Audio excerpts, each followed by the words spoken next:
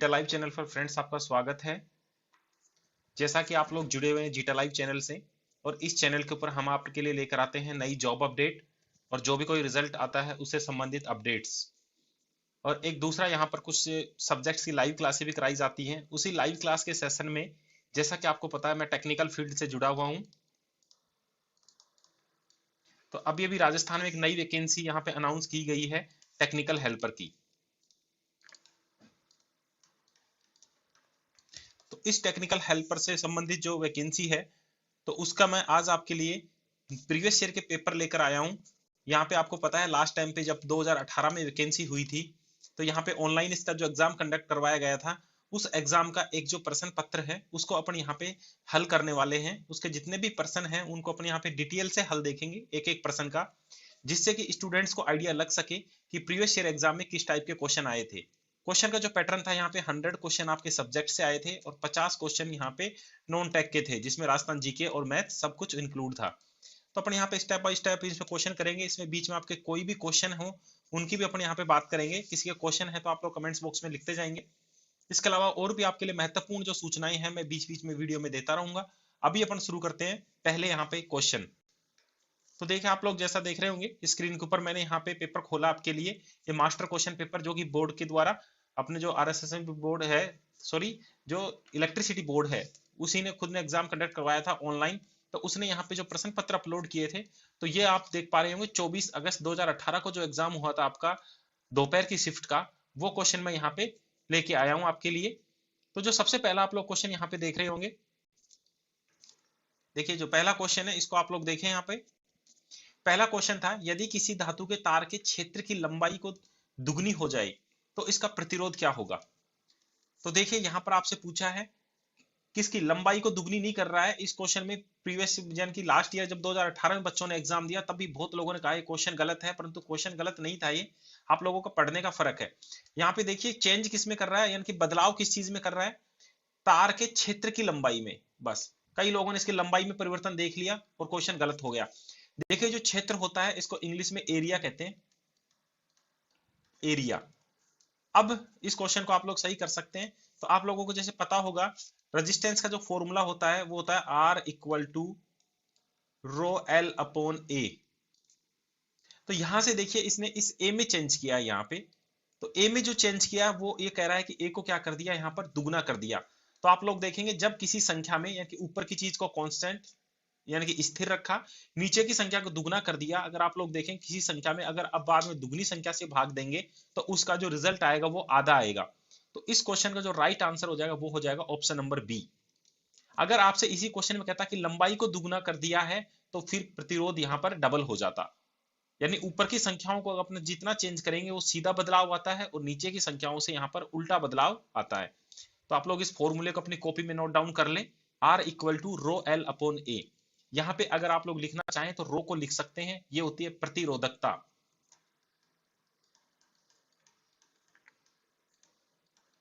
मैं यहाँ पे फ्रेंड्स बिल्कुल बेसिक लेवल से पढ़ाने वाला हूँ कि जैसे कि आपको कुछ नहीं आता, जितने भी फॉर्मूले आएंगे उनको पूरा यहाँ पे डिस्क्राइब करूंगा, चाहे टाइम कितना ही लग जाए। अपन डायरेक्ट यहाँ पे क्वेश्चनों को नहीं करने वाले कि टिक मारा और आगे बढ़ गए, थोड़ा टाइम लगेगा बट आप लोगों के कंसेप्ट हैं वो बहुत ही अच्छे से क्लियर होंगे। फिर भी किसी बच्चे को प्रॉब्लम है तो आप लोग कमेंट बॉक्स में लिख दें। एल यहाँ पे मैंने क्या बताई आपको, लंबाई बताई है। ए यहाँ पे क्या है, इसको इंग्लिश में एरिया, इसको क्षेत्र कहते हैं हिंदी में। क्लियर है, तो ये हो गई। तो ये इसका बेसिक फॉर्मूला, ये तीनों चीज किसी भी चीज में आपको एग्जाम में इसमें चेंज कराए आप लोग इस आंसर को ठीक कर सकते हैं। तो फिर से मैं आपको यहाँ पे क्लियर कर देता हूँ, इस क्वेश्चन का राइट आंसर था ऑप्शन नंबर बी। अब चलते हैं सेकंड क्वेश्चन पे।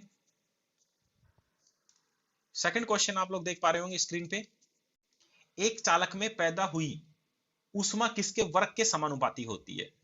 तो देखिए यहाँ पे चालक, चालक यानी कंडक्टर, यानी किसी तार में जो ऊष्मा उत्पन्न होती है वो किसके समानुपाती होती है। तो आप लोगों को सबसे पहले एक चालक में जो ऊष्मा उत्पन्न होती है उसका फॉर्मूला पता होना चाहिए। तो आप लोग कहेंगे कि सर जो हीट उत्पन्न होती है H, ये किसके बराबर होती है, ये होती है आई स्क्वायर आर टी। ठीक है, यहां से आप लोग देखेंगे आई क्या होता है, चालक में प्रवाहित होने वाले करंट का मान होता है। आर क्या होता है, उस चालक तार का प्रतिरोध होता है। टी क्या होता है, यहाँ पे समय होता है। तो अब आप लोग देखेंगे किसके वर्ग के समानुपाती पूछ रहा था। तो इस फॉर्मूले में आप देख पा रहे होंगे कि करंट के वर्ग के क्या है, समानुपाती है, किसके, करंट के मान की। तो यहाँ पे जो राइट ऑप्शन है वो है ऑप्शन नंबर सी, यानी कि एक चालक में पैदा हुई ऊष्मा उसके करंट के क्या होती है, समानुपाती होती है। वर्ग के समानुपाती पूछा था, समानुपाती पूछे तो यहाँ पे आर और टी दोनों आ जाएंगे आंसर, पर यहाँ पे वर्ग के पूछ रहा है। आप लोग हर एक क्वेश्चन को अच्छे से पढ़ें, उसके बाद ही उसका आंसर करें। नेक्स्ट क्वेश्चन देखते हैं यहाँ पे, थर्ड क्वेश्चन। फ्लोरोसेंट लैंप के दोनों सिरों के काला पड़ने की संभावित कारण निम्नलिखित में से क्या हो सकता है। फ्लोरोसेंट लैंप, अगर साइडों में से आप लोग देखेंगे फ्लोरोसेंट लैंप होती है आपके पास, वो यहाँ पे अगर वो काली पड़ गई है किनारों से, तो उसका क्या रीजन हो सकता है, क्या कारण है उसके। तो आप लोग देखेंगे फ्लोरोसेंट लैंप को बार बार शुरू करना, हाँ अगर आप उसको जल्दी जल्दी आप उसको ऑन ऑफ करेंगे तो भी वो क्या पड़ सकती है, काली पड़ सकती है। कम या अधिक वोल्टेज होना, अगर वोल्टेज का मान कम और ज्यादा अगर आपके घरों में आ रहा है तो भी वो काली पड़ सकती है। अनुचित ब्लास्ट, आप लोग देखेंगे ब्लास्ट का मतलब क्या होता है, हाई वोल्टेज उसको दिया जाता है कि कोयल के थ्रू, अगर अनुचित ब्लास्ट करेंगे तो भी वो काली पड़ सकती है। नेक्स्ट आपका प्री हीटेड के लिए स्टार्ट द्वारा बहुत अधिक या कम समय देना। आपको पता होगा स्टार्टिंग में जो इसका जो एलिमेंट होता है वो क्या होगा, गर्म होगा, अगर उसके लिए आप लोग उसको कम समय देंगे स्टार्ट होने के लिए तो भी ये क्या होगा, यहाँ से काली पड़ सकती है। तो इस जो क्वेश्चन है इसका राइट आंसर है ऑप्शन नंबर ई, ये सब। तो ये सारे रीजन हो सकते हैं, कॉमन सा क्वेश्चन है, बेसिक क्वेश्चन था, लॉजिक कुछ है नहीं इसमें। अब नेक्स्ट क्वेश्चन देख रहे हैं अपन लोग यहाँ पे, जब सोडियम वेपर लैंप को चालू किया जाता है तो प्रारंभिक रंग कैसा होता है। तो आप लोगों को बताता हूँ, सोडियम वेपर लैंप होता है, मैं आपको बताऊं आज से पहले 5-7 साल पहले आप लोगों ने अपनी स्ट्रीट जो है, सड़क जो देखी होगी, उसके किनारे जो लैंप लगे होते थे बड़े वाले, आजकल तो सीएफएल वाले आ गए हैं, तो वो जो पहले लैंप लगा होता था उसको कहते थे सोडियम वेपर लैंप। और आप लोगों ने देखा होगा जब वो स्टार्टिंग में जलाते थे उसको तो 5 से 10 मिनट के लिए वो कैसा जलता था, पीले कलर का जलता था। तो उसका राइट आंसर है ऑप्शन नंबर बी, यहाँ पे कैसा जलता है, स्टार्टिंग में वो पीला जलता है, sodium vapour lamp. Next question है यहाँ पे, क्वेश्चन नंबर 5 कर रहे हैं अपन इस पेपर का। एसी सर्किट में शुद्ध प्रेरक द्वारा बिजली की खपत कितनी होती है। तो आप लोगों से यहाँ पे शुद्ध प्रेरक, तो शुद्ध प्रेरक को आप लोग इंग्लिश में क्या कहते हैं, इसको प्रेरक को कहते हैं इंडक्टर, और इसका सिंबल होता है एल। ठीक है, अब इसमें जो विद्युत खपत, आपको पता है कि जब भी आप विद्युत खपत निकालते हैं, ठीक है, तो P इक्वल टू फॉर्मूला पढ़ेंगे आप लोग, वी आई कोस फाई, ये कोस फाई, V वहां पे अप्लाइड वोल्टेज होगा, I उसमें प्रभावित करंट, कोस फाई वहां पे क्या होगा, पावर फैक्टर, जिसको अपन कहते हैं PF। अब यहाँ पे ना 3 लाइन है, आप लोगों को याद होनी चाहिए। जो यहाँ पे L दिया हुआ है, L में और C में जो पावर फैक्टर होता है इसका मान होता है 90 डिग्री, ठीक है, और R में इसका मान होता है 0 डिग्री। जब आप यहाँ पे L में पूछा हुआ है, आप लोग कोस फाई यानी कि फाई की जगह जैसे आप लोग 90 डिग्री रखेंगे तो आप लोग कहेंगे कोस 90 का मान 0 होता है। और आप किसी भी संख्या को जब आप 0 से मल्टीप्लाई करेंगे, यानी कि इसका मान अगर यहाँ पे पूरे का मान 0 आएगा, आप इसका मान कहेंगे 0 आ जाएगा पी का मान। तो इसका राइट आंसर क्या हो जाएगा, 0 वाट। यानी कि एसी सर्किट में जब आप एल में क्या करते हैं, बिजली प्रभावित करेंगे तो उसमें जो विद्युत खपत का मान आएगा वो क्या आएगा, 0 आएगा। यानी कि आप दूसरी बात ये कह सकते हैं एल में और सी में जो एसी के अंदर विद्युत खपत होगी वो क्या आएगी, 0 आएगी। और आर का मान है वो क्या आएगा, वो मान आएगा आपका we I cos phi.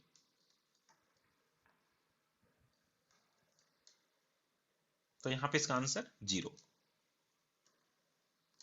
Next है क्वेश्चन नंबर 6।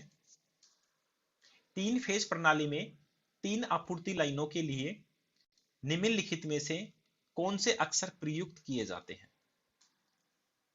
यानी कि आप लोगों ने देखा होगा जो घरों के बाहर 3 तार होते हैं अपने सप्लाई के, वैसे आप लोग देखेंगे अपने घरों के बाहर 4 होंगे, क्योंकि अपने यहाँ पे एक न्यूट्रल भी आता है, पर यहाँ पे जहाँ पे 3 सप्लाई वाली वायर होती है उसकी बात कर रहा है। तो यहाँ पे इन तीनों तारों को क्या नाम दिया जाता है, इस चीज के बारे में ये बात करना चाह रहा है। तो जो 3 फेज की प्रणाली होती है वहां पे इनका आप लोग किसी भी स्टार्टर वगैरह पे जो नाम लिखे हुए देखेंगे उनका आप लोग नाम देखेंगे, लाइन 1, लाइन 2, लाइन 3। कई बच्चे इसमें आंसर डी भी बताएंगे, पर मैं फिर से बता रहा हूं, आप लोग किसी भी स्टार्टर वगैरह का आप लोग गूगल करके देखना डायग्राम, वहां पर आपको लाइन 1, लाइन 2, लाइन 3 ही दिखा हुआ मिलेगा, जो लाइन के जो फेज हैं उनको जो रिप्रेजेंट करता है। RYB क्या होता है? ये फेज सीक्वेंस होता है। अगर आपसे फेज सीक्वेंस पूछता तो आप आंसर इसका RYB करके आते हैं। यहाँ पे आप लोग देखेंगे पेपर इतना बेसिक आया है, मतलब आप 6 क्वेश्चन देख चुके हैं, कोई न्यूमेरिकल अप्रोच नहीं है, कोई भी संख्यात्मक क्वेश्चन नहीं पूछे गए यहाँ पे। बस आपको हर क्वेश्चन में क्या जो कुछ शब्द हैं उनके ऊपर आपने ध्यान नहीं दिया तो फिर क्वेश्चन आपका गलत होगा। यही वजह है मैं आपके लिए आज क्वेश्चन लेकर आया हूं, जिससे कि आप लोग समझ सकें कि एग्जाम में पेपर आता किस तरह का है, आप लोग किस तरह की प्रिपरेशन करें। क्वेश्चन नंबर 7 देख रहे हैं यहाँ पर, वाट मीटर निम्न में से कौन सा प्रभाव प्रयुक्त करता है? आप लोगों को पता है जितने भी मेजरमेंट के अपने इंस्ट्रूमेंट हैं, चाहे वोल्ट मीटर हो, चाहे एमीटर हो, चाहे आपका विद्युत धारा के लिए आप लोग एमीटर काम में ले रहे हैं, चाहे फ्रीक्वेंसी मीटर हो, वो सब किसी ना किसी प्रभाव के ऊपर काम करते हैं। तो यहाँ पे पूछा आपका वॉट मीटर, तो आप लोगों को वॉट मीटर बताएंगे आप लोग विद्युत गतिकी प्रभाव, और इंग्लिश में इसको कहते हैं इलेक्ट्रोडायनेमोमीटर।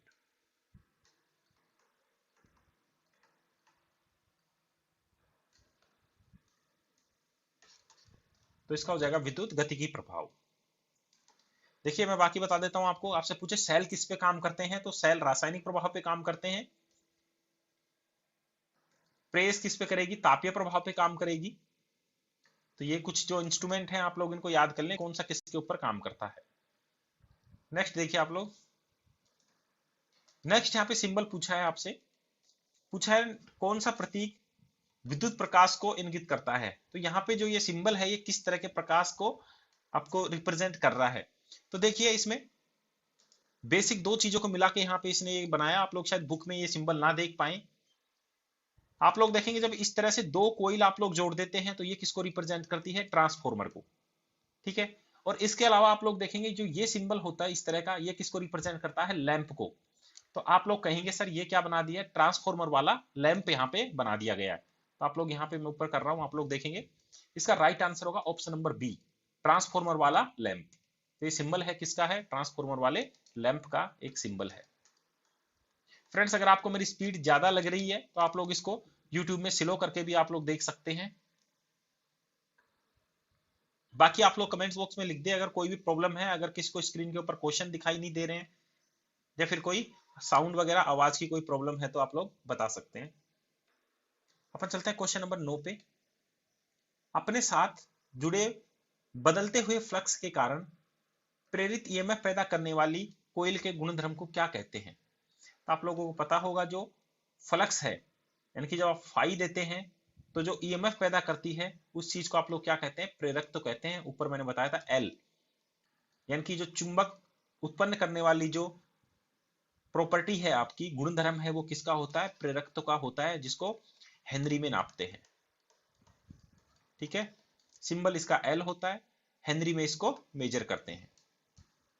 कोइल, कोइल से आप लोग समझ गए होंगे, मतलब तांबे के तारों को इस तरह से जब आप लोग बना देते हैं तो इसको आप लोग कहते हैं कोइल।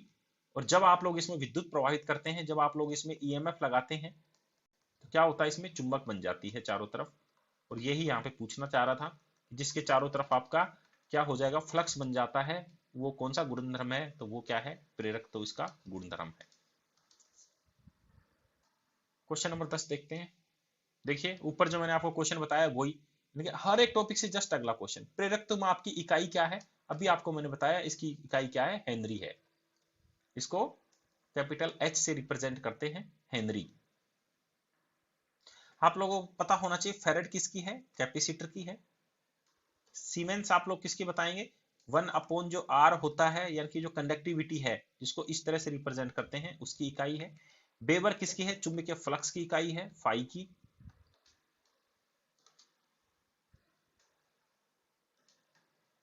क्वेश्चन नंबर 11 देखते हैं। अन्योन प्रेरण किसका बुनियादी परिचालक सिद्धांत है? अन्योन प्रेरण यानी कि म्यूचुअल इंडक्शन, यानी कि आपने जब एक कोइल में क्या किया, विद्युत धारा यहाँ पे या वोल्टेज लगाया, तो दूसरी कोइल में जो आपकी क्या बन जाती है? जो लिंक हो जाता है फ्लक्स आपका। इस तरह से संबंधित कौन कौन से जो चीजें हैं वो इस सिद्धांत के ऊपर काम करती हैं? तो आप लोग कहेंगे ट्रांसफॉर्मर में 2 कोइल होती हैं, ये भी बिल्कुल सही है। यहाँ पे मोटर में भी आप लोग कहेंगे एक स्टार्टर में वाइंडिंग होती है और एक उसके रोटर में वाइंडिंग होती है। जनरेटर में भी सेम चीज होती है, एक उसके स्टेटर में लगी होगी और एक उसके वहां पे रोटर में लगी होगी। रेक्टिफायर में ऐसा नहीं होता है।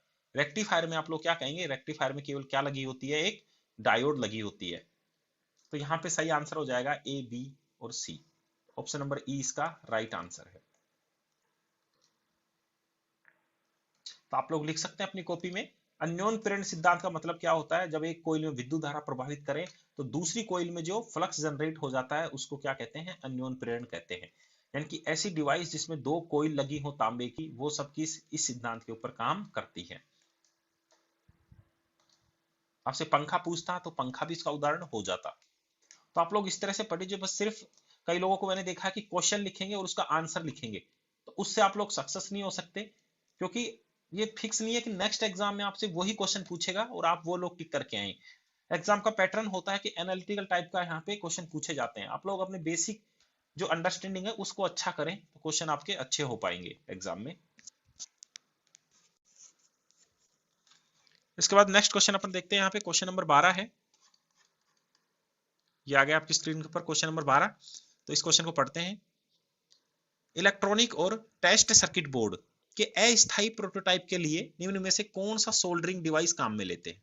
तो देखिए, इलेक्ट्रॉनिक्स और टेस्ट सर्किट, यानी कि जब भी आप कोई इलेक्ट्रॉनिक सर्किट बनाते हैं और वो सर्किट कैसा बनाए आप लोग, अस्थायी बनाए, यानी कि कुछ समय के लिए आपको उसको रखना है, उसके बाद आपको हटा देने हैं उन चीजों कंपोनेंट्स को।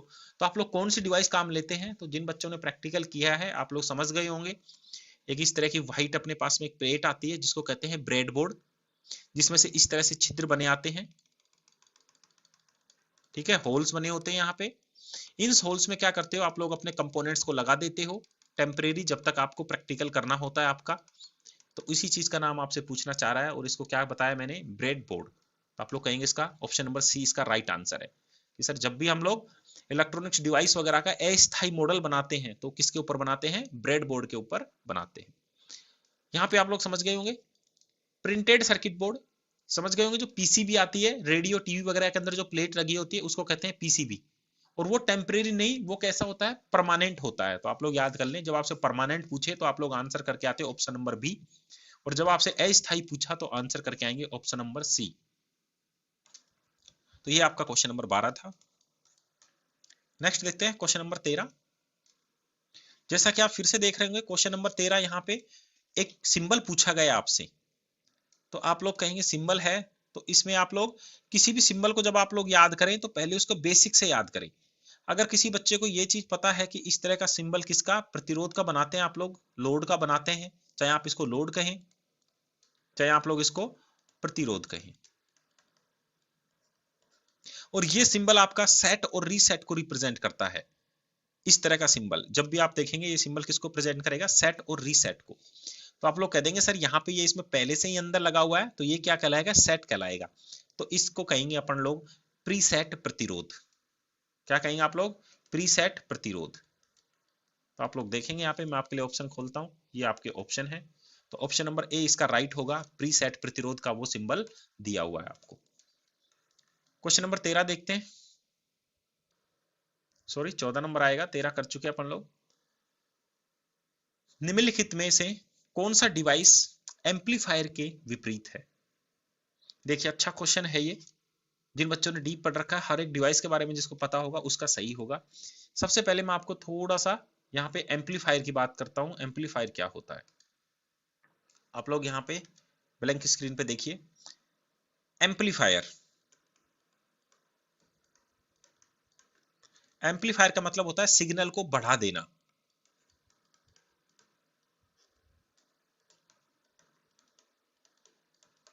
सिग्नल को बढ़ा देना। अब इससे क्या मतलब है, फिर से आप लोग समझिए। यहाँ पे सिग्नल को बढ़ाने से क्या मतलब है, यानी कि अगर आपने इस डिवाइस में इस तरह की वेव फॉर्म दी है कोई, और आपने इसको एम्पलीफायर में से निकाल दिया, तो ये जो वेव फॉर्म होगी आपकी बढ़ जाएगी यहाँ पे, ये इस तरह से। ये काम है एम्पलीफायर का। अगर साफ शब्दों में कहूं तो एम्पलीफायर का काम है किसी वेव फॉर्म को बढ़ा देना, उसके एम्पलीट्यूड। इस तरह से क्या रिप्रेजेंट करते हैं अपन, एम्पलीट्यूड। अगर यहाँ पे इसका एम्पलीट्यूड 2 था तो मैं कहूंगा यहाँ पे ये 4 हो सकता है, 6 हो सकता है, यानी कि इसके एम्पलीट्यूड को इसने क्या कर दिया, बढ़ा दिया है। अब पूछा आपसे इससे उल्टा काम, एम्पलीफायर बढ़ाता है तो यानी कि पूछा है कि घटाता कौन है। यहाँ पे आप लोग को बताना था कि ऐसी डिवाइस का नाम बताइए जो किसी वेव फॉर्म के साइज को कम कर देता है, और जो वेव फॉर्म के साइज को कम कर देता है उसको कहते हैं एट्यूनेटर। क्या कहेंगे? एट्यूनेटर। इस चीज को आप लिख लें आप लोग, एट्यूनेटर। तो यहां से आप लोगों को दो चीज को लिख लेना है। एम्पलीफायर क्या करता है? सिग्नल को बढ़ाता है, और एट्यूनेटर क्या करता है? घटाता है, कंप्रेस करता है, उसको छोटा करता है। ये दो शब्द आपको याद कर लेने हैं। और किसको? सिग्नल को। तो ये जो की पॉइंट है आप लोग अपनी कॉपी में नोट कर सकते हैं। एम्पलीफायर, उसके आगे आप लोग डैश करके लिख लेंगे, ये सिग्नल को बढ़ाता है। नीचे दूसरा जो आप लोग की पॉइंट बनाएंगे वो बनाएंगे एट्यूनेटर, और एट्यूनेटर क्या करता है? सिग्नल को घटा देता है। फ्रेंड्स, अगर आपको ये वीडियो अच्छा लग रहा है, आपको लगता है कि मैंने अच्छा एक्सप्लेन किया है, तो आप लोग अपनी प्रतिक्रिया जरूर दें कमेंट बॉक्स में। अच्छा लगता है तो आप लोग अच्छा लिखें, बुरा लगता है तो आप लोग बताएं कि अच्छा नहीं पढ़ाया सर आपने, डिसलाइक करें आप इस वीडियो को। इसके अलावा अगर अच्छा लगा हो तो आप लोग अपने इसको फ्रेंड सर्कल में शेयर कर दें कि प्रीवियस ईयर के पेपर हैं वो आप लोगों के लिए जीटा लाइव चैनल आप लोग देख रहे हैं। आप लोग गूगल में सर्च करेंगे, आपके यूट्यूब में जीटा लाइव, इस चैनल के ऊपर मैं आपके जो 24 मेरे पास में पेपर हैं ऑनलाइन एग्जाम के, वो 24 के 24 मैं आपको यहाँ पे हल करवाने वाला हूँ इसी तरह से। अगर आप लोग कहेंगे तो अगर आप मैं इसको कंटिन्यू करूंगा, अदरवाइज नहीं करूंगा। इसके अलावा जिन बच्चों को पेपर चाहिए यहाँ पे, जो ऑनलाइन पेपर हुए थे 24, इसके लिए भी मैंने स्पेशली आईटीआई वाले बच्चों के लिए ग्रुप बना दिया है, जीटा आईटीआई। एक व्हाट्सएप का ग्रुप है ये। इस ग्रुप का लिंक है आपको जो डिस्क्रिप्शन बॉक्स में मिल जाएगा। वीडियो के नीचे जो आपके डिस्क्रिप्शन बॉक्स है वहां पे क्लिक करेंगे तो आप लोग इस ग्रुप में जुड़ सकते हैं। इस ग्रुप में मैं डेली का एक पेपर यहाँ पे डालता हूँ जो प्रीवियस ईयर के पेपर है उनका, तो आप लोग इसको हल कर सकते हैं। जिस क्वेश्चन में किसी में प्रॉब्लम हो तो मैं यहाँ पे सोल्यूशन भी करवाऊंगा। अगर आप लोग कहेंगे तो रोज का एक पेपर का सोल्यूशन, तो आने वाले 24 डेज में आप लोग सारे पेपरों का सोल्यूशन आप लोग देखेंगे जिस तरह से मैंने आपको पढ़ाया है इसी तरह से। इसके अलावा कोई भी आपका और भी क्वेश्चन है तो आप लोग कमेंट्स बॉक्स में लिख सकते हैं। आप लोग मेरी स्पीड के बारे में बता सकते हैं, कम और ज्यादा। बाकी आपके पास में एक सॉल्यूशन यूट्यूब में पहले से अवेलेबल होता है स्पीड को कम ज्यादा करने का, आप लोग उसका उपयोग भी यहाँ पे ले सकते हैं। कि शायद मुझे ऐसा लगता है कि आईटीआई स्टूडेंट्स के हिसाब से मैं थोड़ा जल्दी पढ़ा रहा हूँ, क्योंकि आईटीआई वाले स्टूडेंट्स को मैं पहली बार यहाँ पे पढ़ा रहा हूँ। तो आप लोग देख सकते हैं और अपनी प्रतिक्रिया जरूर दें। अगला क्वेश्चन देखते हैं, क्वेश्चन नंबर 15। परमाणु संख्या 14 के तत्व सिलिकॉन के संयोजी इलेक्ट्रॉन की संख्या कितनी है? तो देखिए इसका आप लोग कंसेप्ट समझिए।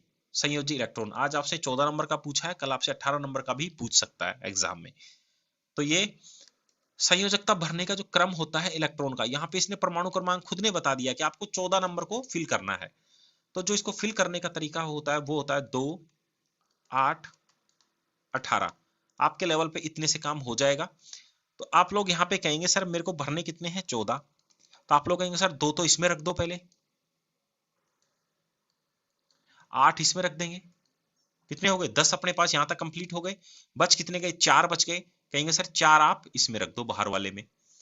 अब यहाँ पे आपको पता होना चाहिए कि जो संयोजी इलेक्ट्रॉन है वो किसको कहते हैं? जो बाहर वाले कोष में जितने इलेक्ट्रॉन होंगे उनको कहेंगे संयोजी इलेक्ट्रॉन। तो आप लोग अब बता सकते हैं इस क्वेश्चन का राइट आंसर क्या होगा? ऑप्शन नंबर बी होगा, 4। दूसरी बात, जिन लोगों ने इलेक्ट्रॉनिक्स वाली यूनिट अच्छे से पढ़ी होगी आपको पता होगा, सेमीकंडक्टर वाली, अर्धचालक वाली जब आप लोग पढ़ते हैं तो वहां पे भी पढ़ाया होगा आपको, सिलिकॉन 14 नंबर पे आता है और जर्मेनियम यहाँ पे 32 नंबर पे आता है। और इन दोनों की ही जो आउटर मोस्ट सेल होती है यानी कि जो संयोजी सेल होती है उसमें 4 इलेक्ट्रॉन पाए जाते हैं। क्लियर है? आप लोगों को भरने के तरीके याद करने की भी बिल्कुल जरूरत नहीं है। मैं बता रहा हूं आपको, हमेशा इन दो के अलावा किसी चीज का पूछेगा भी नहीं, क्योंकि आपसे रिलेटेड ये दो ही चीज है। फिर भी कभी आपसे पूछ ले तभी आपको मैंने तरीका बताया। अगर आपसे परीक्षा में मान लो एल्युमिनियम का पूछता है तो आप लोगों को एल्युमिनियम का 13 परमाणु क्रमांक है, तो आप लोग कह देंगे सर पहले में 2 भरेंगे, फिर 8 बच 3 गए 3, और लास्ट में जो होता है वही होता है संयोजी इलेक्ट्रॉन। तो आप लोग कहेंगे एल्युमिनियम की जो आएगी वो 3 आएगी संयोजकता। तो ये इसका राइट आंसर, इस तरह से आप लोग देख सकते हैं। बाकी आप लोग 2 की पॉइंट मैंने बताए, आप लोग इनको नोट कर लें। सिलिकॉन और जर्मेनियम दोनों का सिंबल भी आपसे परीक्षा में पूछा जा सकता है। संयोजी इलेक्ट्रॉन की संख्या भी दोनों में कितनी होती है? 4। इसलिए इनको अर्धचालक कहते हैं। क्वेश्चन नंबर 16 देखते हैं। क्वेश्चन नंबर 16 है केवीएल किस सिद्धांत पे कार्य करता है? तो फ्रेंड्स देखिए, जैसा मैंने मेरे बचपन से याद किया हुआ है इस दो चीज को, आप लोगों को बस दो ही चीज पूछेगा, एक तो आपके होता है केवीएल और एक होता है केसीएल। आपसे परीक्षा में बार बार पूछेगा केवीएल किस सिद्धांत पे काम करता है और केसीएल किस सिद्धांत पे कार्य करता है। तो आप लोग याद कर लें, सी फॉर चार्ज होता है, तो ये काम करता है चार्ज के ऊपर, और ये यहां पे करता है ऊर्जा संरक्षण के ऊपर, इनकी पावर कंजर्वेशन, एनर्जी कंजर्वेशन कह देंगे आप लोग यहां पर।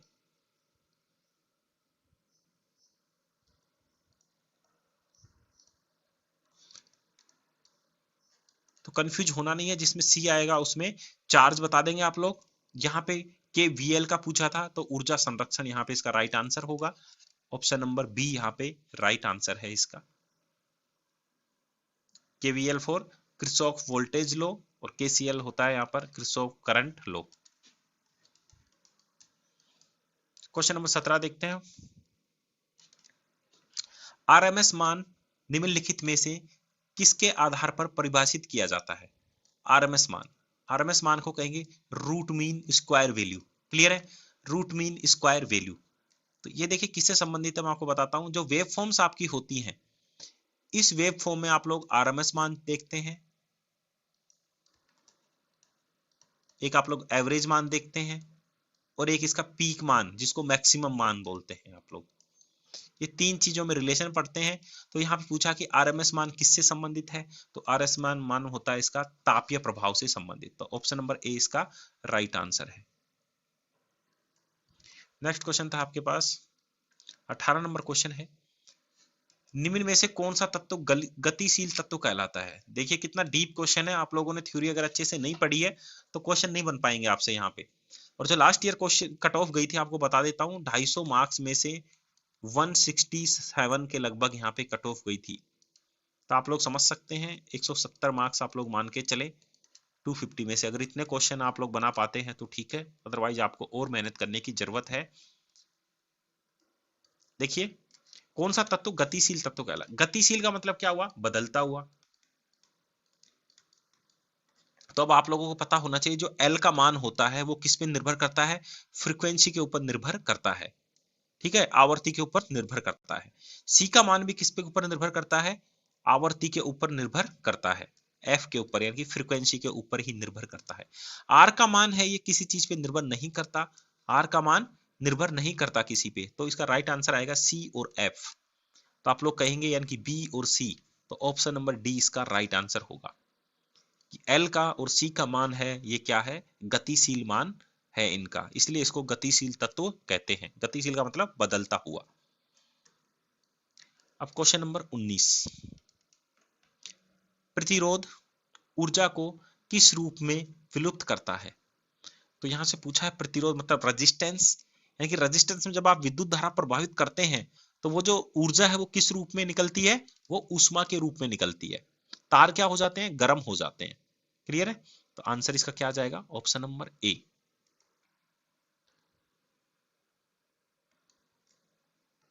क्वेश्चन नंबर 20 देखते हैं। सक्रिय फिल्टर में निम्न में से कौन सा तत्व अनुपस्थित होता है? तो जो सक्रिय है तत्व, सक्रिय इसको क्या कहते हैं? एक्टिव।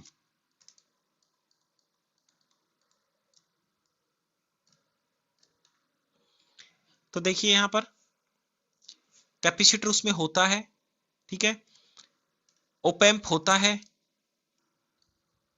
प्रतिरोध यहां पे क्या होगा? होगा, तो ऑप्शन नंबर ई आएगा इसका राइट आंसर, इनमें से कोई नहीं। क्लियर है? एक लिस्ट है आप लोग पढ़ सकते हैं वहां से, एक्टिव एलिमेंट और पैसिव एलिमेंट, दो एलिमेंट की लिस्ट है। आप लोग इलेक्ट्रिकल में यानी कि जितने भी इक्विपमेंट्स पढ़ेंगे आप उनको वहां पे कैटेगराइज कर रखा है, कौन सा वहां पे एक्टिव है और कौन सा पैसिव है। तो आप लोग वहां से उसकी टेबल को पढ़ सकते हैं। क्वेश्चन नंबर 21 देखेंगे, विद्युत आवेश की प्रवाह की दर क्या है? तो जो विद्युत आवेश की प्रवाह की दर को आप लोग डेफिनेशन परिभाषा में पढ़ा होगा, इलेक्ट्रिक करंट कहते हैं। ऑप्शन नंबर ए इसका राइट आंसर है। क्वेश्चन नंबर 22 देखेंगे आप लोग, चार संयोजी इलेक्ट्रॉन से कम परमाणु क्या होते हैं? तो जो चार संयोजी से कम होंगे किसी में तो उसको क्या कहते हैं? चालक कहते हैं। और अभी मैंने आपको इससे पहले बताया था जिसमें 4 होंगे उसको क्या कहेंगे, अर्धचालक। आप लोग यहाँ पे लिख सकते हैं, अपनी कॉपी में की पॉइंट बना ले आप लोग। 4 इलेक्ट्रॉन संयोजी, है ना, ये कैसे होने चाहिए, संयोजी बाहर वाले में, टोटल 4 की बात नहीं करते, तो उसको क्या कहेंगे, उसको कहेंगे अर्धचालक। और 3 4 से कम होंगे तो उसको क्या कहेंगे, चालक। और अगर संयोजी इलेक्ट्रॉन अगर 0 हो किसी में तो उसको क्या कहेंगे, अचालक। ये 3 चीज आप लोग याद कर ले, 4 से कम चालक, 4 अर्धचालक और 0 हो तो अचालक। नेक्स्ट क्वेश्चन है क्वेश्चन नंबर 23। एक विद्युत क्षेत्र किसका विक्षेपण कर सकता है। तो विद्युत क्षेत्र की आप लोग बात कर रहे हैं, तो आप लोगों को पता होना चाहिए। देखिए 3 तरह की यहां पे किरण होती है मेनली, एक होती है अल्फा, एक होती गामा और एक होती है बीटा। ठीक है, आप लोग कहेंगे बीटा होती है, इनके ऊपर कोई चार्ज नहीं होता है। अल्फा होता है, इनके ऊपर पॉजिटिव चार्ज होता है अल्फा के ऊपर। तो जिनके ऊपर चार्ज होगा वो क्या होंगी, किसी को भी विक्षेपित करेंगी, या तो उसको अपने पास में लेंगी और या फिर उसको दूर। आप लोगों ने एक प्रॉपर्टी पढ़ी होगी, चार्ज में समान चार्ज होते हैं वो क्या करते हैं, प्रतिकर्षित करते हैं, एक दूसरे को दूर भगाते हैं। और जो विपरीत चार्ज हैं, अगर एक प्लस है और एक माइनस है तो ये क्या करेंगे, एक दूसरे को आकर्षित करेंगे। तो अगर विद्युत क्षेत्र है तो उसको विक्षेपित कौन कर सकती है, केवल गामा अल्फा किरण वहां पे उसको क्या कर सकते हैं, विक्षेपित कर सकते हैं। तो ऑप्शन नंबर सी इसका राइट आंसर है। क्वेश्चन नंबर 24 देखते हैं। निम्न पदार्थों में से किसकी उच्चतम विद्युत सुचालकता होती है। तो देखिए ये टेबल आप लोगों ने पढ़ी होगी, यहाँ पे जितने भी अपनी धातुएं हैं उनमें से किसकी चालकता ज्यादा होती है और किसकी चालकता कम होती है। तो यहाँ पे आप लोग देख पा रहे होंगे जो टेबल है आपकी, उसमें आंसर आपका क्या आएगा, चांदी। चांदी की सर्वाधिक होती है, फिर वहां पे सोने की आएगी, उसके बाद में आपके किसकी आएगी, तांबे की आएगी, फिर एल्युमिनियम की और फिर इस्पात की। तो आपके पास में सुचालकता की क्या है, एक टेबल है, तो आप लोग वहां से देख लेंगे, उस पर सबसे टॉप पे क्या आएगी, चांदी। नेक्स्ट क्वेश्चन है यहाँ पर, अगर किसी प्रतिरोध का 3 रंग वाला बैंड पीला, बैंगनी और काला है तो उसका प्रतिरोध का मान क्या होगा। तो देखिए कलर कोडिंग बहुत ही अच्छा टॉपिक है आपके पॉइंट ऑफ व्यू से, और हर एग्जाम में से एक क्वेश्चन आता है। आप लोगों ने बीबी रॉय करके टेबल याद कर रखी होगी आप लोगों ने कलर कोडिंग की। जिस भी बच्चे को जो भी तरीका हो याद करने का, वो आप इन कलरों को याद कर सकते हैं। तो आप लोग यहाँ से क्या देख पा रहे होंगे, सबसे पहले पीला। तो पीला आप लोग यहाँ पे देखेंगे, पीला आएगा 4 नंबर पे, तो आप लोग क्या लिखेंगे इसको 4। इसके बाद सेकंड क्या है, बैंगनी। तो बैंगनी आपका कितने पे आएगा, बैंगनी आएगा 7 नंबर पे, तो आप लोग उसको 7 नंबर लिख देंगे। अब आपको पता है कि जो अगला नंबर होता है उसको 10 की पावर में लिखते हैं, गुणा करके 10 की पावर। और अगला नंबर क्या है, काला, और काला आता है आपका 0 नंबर पे, तो आप लोग को लिखेंगे इसके ऊपर 0। तो ये मान हो गया आपका, तो आप लोग क्या कहेंगे, 10 की पावर 0। तो स्टूडेंट्स इस बात को भी आप लोग अपनी कॉपी के ऊपर ही लिख लें, किसी की पावर भी 0, उसका मान क्या आता है, उसका मान 0 नहीं आकर उसका मान 1 आता है। इस बात को आप अच्छे से लिख लें। चाहे आपसे किसी की पावर पूछे, चाहे आपसे 0 की पावर 0 पूछे, आप लोग क्या आंसर देंगे, 1। आपसे पूछे कि b की पावर 0, सर इसकी तो मैं निकाल ही नहीं सकता, नहीं, आप क्या बताएंगे, 1 आंसर बताएंगे इसका। लिख लें आप इस लाइन को अपनी कॉपी के ऊपर, किसी की पावर भी 0, उसका मान क्या होता है, 1 होता है। तो अब आप यहां से बता सकते हैं 47 को आप लोग 1 से गुणा करेंगे तो राइट आंसर कितना आएगा, 47 ओम। तो राइट आंसर है ऑप्शन नंबर ई। अब इस क्वेश्चन में आपका ये की पॉइंट है तो लिख ले। दूसरा की पॉइंट क्या है, टेबल आपको याद होनी चाहिए। जिस बच्चे को याद नहीं है आप लोग इसको किसी भी तरीके से करके आप लोग याद कर सकते हैं। और अगर फिर भी जिनको याद नहीं हो रही, आप लोग कहेंगे सर आप आपका तरीका मुझे बता दो, तो आप लोग कमेंट्स बॉक्स में लिख दें सर कि टेबल को याद करने का तरीका बता दो, ये कलर कोड कैसे याद करें, ब्लैक ब्राउन है ना, ये कैसे करें बीबी रॉय। तो इस तरीके से, या फिर इसके ऊपर 2-4 क्वेश्चन भी करा देंगे आप लोग कहेंगे तो बस आप लोग कमेंट करें क्या चीज आपको समझ नहीं आ रही है। क्वेश्चन नंबर 26 है यहाँ पे, एक 200 वाट 200 वोल्ट लैंप का प्रतिरोध क्या होगा। तो देखिए आपको बताता हूँ यहाँ पे 200 200 है, दोनों वैल्यू याद रखना, मैं आपको इसको पूरा हल करके बताता हूँ। यहाँ पे आप लोग देखेंगे, यहाँ पे कहा गया आपसे कि आपको मान किसका निकालना है, आर का। W बराबर भी कितना दे रखा है, 200। V बराबर भी कितना दे रखा है, 200। या इसको पावर भी कहेंगे या इसको वाट भी कहेंगे, एक ही बात है। तो आप लोग कहेंगे सर P इक्वल टू होता है V square divide by r. ये फॉर्मूला है आपका किसी भी प्रतिरोध में आपको पावर कैलकुलेट करने का, जब आपको वोल्टेज दिया हुआ हो। तो यहाँ से R का मान पूछा है, तो R को अपन इधर ले जाएंगे, P को अपन नीचे लाएंगे, तो इसका मान हो जाएगा V square divide by P, R का मान। अब आप लोग V की वैल्यू पुट कर देंगे, आप लोग 200 दिया हुआ है, 200 गुणा 200 हो जाएगा ये, बट है P का मान भी 200 दिया हुआ है, एक 200 से 200 कैंसिल हो जाएगा। तो आंसर कितना आया, तो आंसर यहाँ से आया 200 ओम। तो उस प्रतिरोध का मान क्या होगा, 200 ओम। देख लेते हैं अपन यहाँ पे, तो ये रहा आपके सामने 200 ओम आंसर में। तो राइट आंसर है ऑप्शन नंबर बी। तो आप लोग क्या याद कर लेंगे, फॉर्मूला P इक्वल टू क्या होता है, V square divide by R। और इनको आप लोग इंटरचेंज कर सकते हैं, या आप लोग इसको ऐसे भी कर सकते थे। फिर V स्क्वायर बराबर, जब आप लोग इसको क्रॉस मल्टीप्लाई करेंगे तो ये क्या आ जाएगा, RP आ जाएगा। यहाँ पे आपको किसकी वैल्यू चाहिए थी, R की वैल्यू चाहिए थी, तो आप लोग कह देंगे sir V square divide by क्या आ जाएगा, यहाँ पे P आ जाएगा R का मान। इस फॉर्मूले से आप लोग इसको निकाल सकते हैं।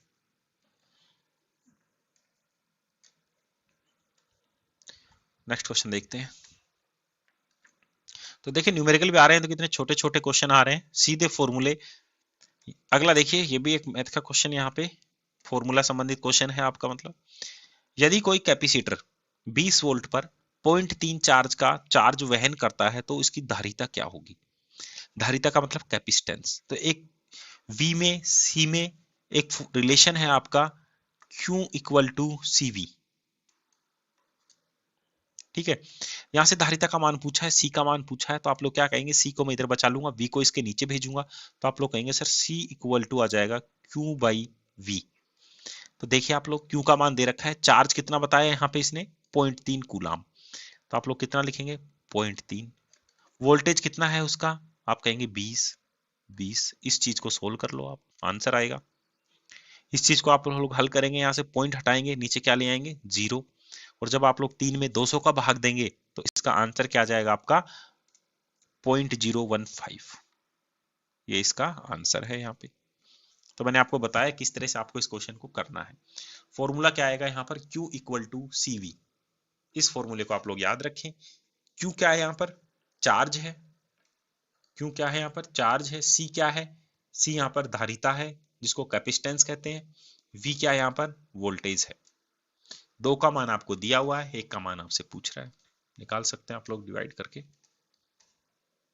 नेक्स्ट क्वेश्चन देखिए, अच्छा क्वेश्चन है। देखिए क्वेश्चन का लेवल देखिए, आप लोग समझने के क्वेश्चन थे, हर क्वेश्चन में कुछ ना कुछ अच्छा लॉजिक देकर यहाँ पे पूछा हुआ है। बहुत कम ऐसे क्वेश्चन होंगे कि आप लोग किसी प्रीवियस ईयर की बुक वगैरह से या फिर किसी किताब के क्वेश्चन जब आप लोग लगा के गए हो पीछे के, उन क्वेश्चनों से मिलता हो। ऐसी कोई बुक मिलेगी नहीं आपको मार्केट में जिसके से आपके क्वेश्चन उठ के आए हो। हर क्वेश्चन यहाँ पे बैठ के एग्जामिनर ने खुद ने बनाया है, खुद ने सेट किया हुआ क्वेश्चन है। अगला क्वेश्चन देखिए आप लोग, एक संधारित्र है जिसका मान क्या लिखा हुआ है यहाँ पर, 484N चिन्ह किया गया है, इसका मूल्य मान क्या होगा। तो देखिए आप लोग कहेंगे यहाँ पर 484N का मतलब क्या होता है, नैनो। तो इसको कहेंगे 10 की पावर -9। क्या ऐसा मान कहीं दिख रहा है, बोलेंगे सर ऐसा मान तो कहीं नहीं दिख रहा। सारे मान किस में दिख रहे हैं, P में दिख रहे हैं, P फॉर पिका फैरेड। अब जिस बच्चे को पता होता है P का मान क्या होता है, 10 की पावर -12। आप लोग सर इसको इसने कन्वर्ट कर दिया 10 की पावर -12 में, तो मैं कहता हूं आप लोग इसको कन्वर्ट कर लो 10 की पावर -12 में। तो कैसे करेंगे, आप लोग कहेंगे सर इसको तो मैं 3 इसको बढ़ा देता हूं, तो यहाँ पे 3 लगा देता हूं 0, ठीक है। तो मैं क्या कर दूंगा 484, यहाँ पे मैंने 3 0 लगा दी, गुना इसको 10 की पावर -12 कर दिया। बात तो एक ही है, ये 3 0 इसको खा जाएंगे तो 9 बच जाएगा, ठीक है। तो ये मान आपको यहाँ पे कहीं ना कहीं दिया होगा।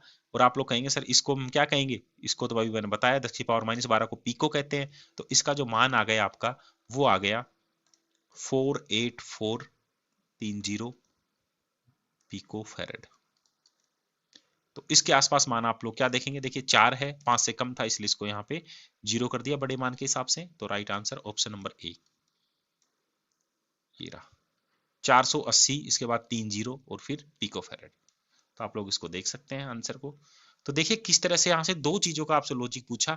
एन का मतलब आपको पता होना चाहिए 10 की पावर -9 होती है। इसके बाद में आंसर सब पीको में दिए, इसलिए आपको पीको का मान ही पता होना चाहिए 10 की पावर -12 होती है। और अब आपका इसको कन्वर्जन का काम शुरू होता है कि -12 करेंगे तो यहाँ पे 3 जीरो बढ़ जाएंगी। तो ये ऐसा क्वेश्चन है जिस बच्चे को घातों को सोल्व करना अच्छे से अगर आता है तो वो बच्चा इस क्वेश्चन को कर पाएगा। अदरवाइज किसी टीचर ने शायद ये क्वेश्चन, मैं कहता हूं 100% पढ़ाया ही नहीं होगा इस तरह का, कि इस तरह के क्वेश्चन भी कभी पेपर में आ सकते हैं। बस बेसिक अगर आपका अच्छा है तो आप लोग इस पेपर को कर पाएंगे बहुत आसान तरीके से। नेक्स्ट क्वेश्चन की बात कर रहे हैं। आईएस कोड के अनुसार दिए गए रंग में से किसका प्रयोग अर्थ कनेक्शन के लिए किया जाता है? तो आप लोगों ने तीनों चीजों के लिए पढ़े होंगे, फेस के लिए, न्यूट्रल के लिए और ग्राउंड या अर्थ एक ही बात है। तो आप लोग कहेंगे सर जो ग्राउंड है इसके लिए अपन हरा तार काम में लेते हैं। देखिए काला तार किसके लिए लेते हैं? न्यूट्रल के लिए। और लाल तार किसके लेते हैं? फेस के लिए। और ये तार किसके लिए लेते हैं? ग्राउंड या फिर अर्थ के लिए। ठीक है, तीनों आप लोग आईएस कोड के अकॉर्डिंग याद कर लें।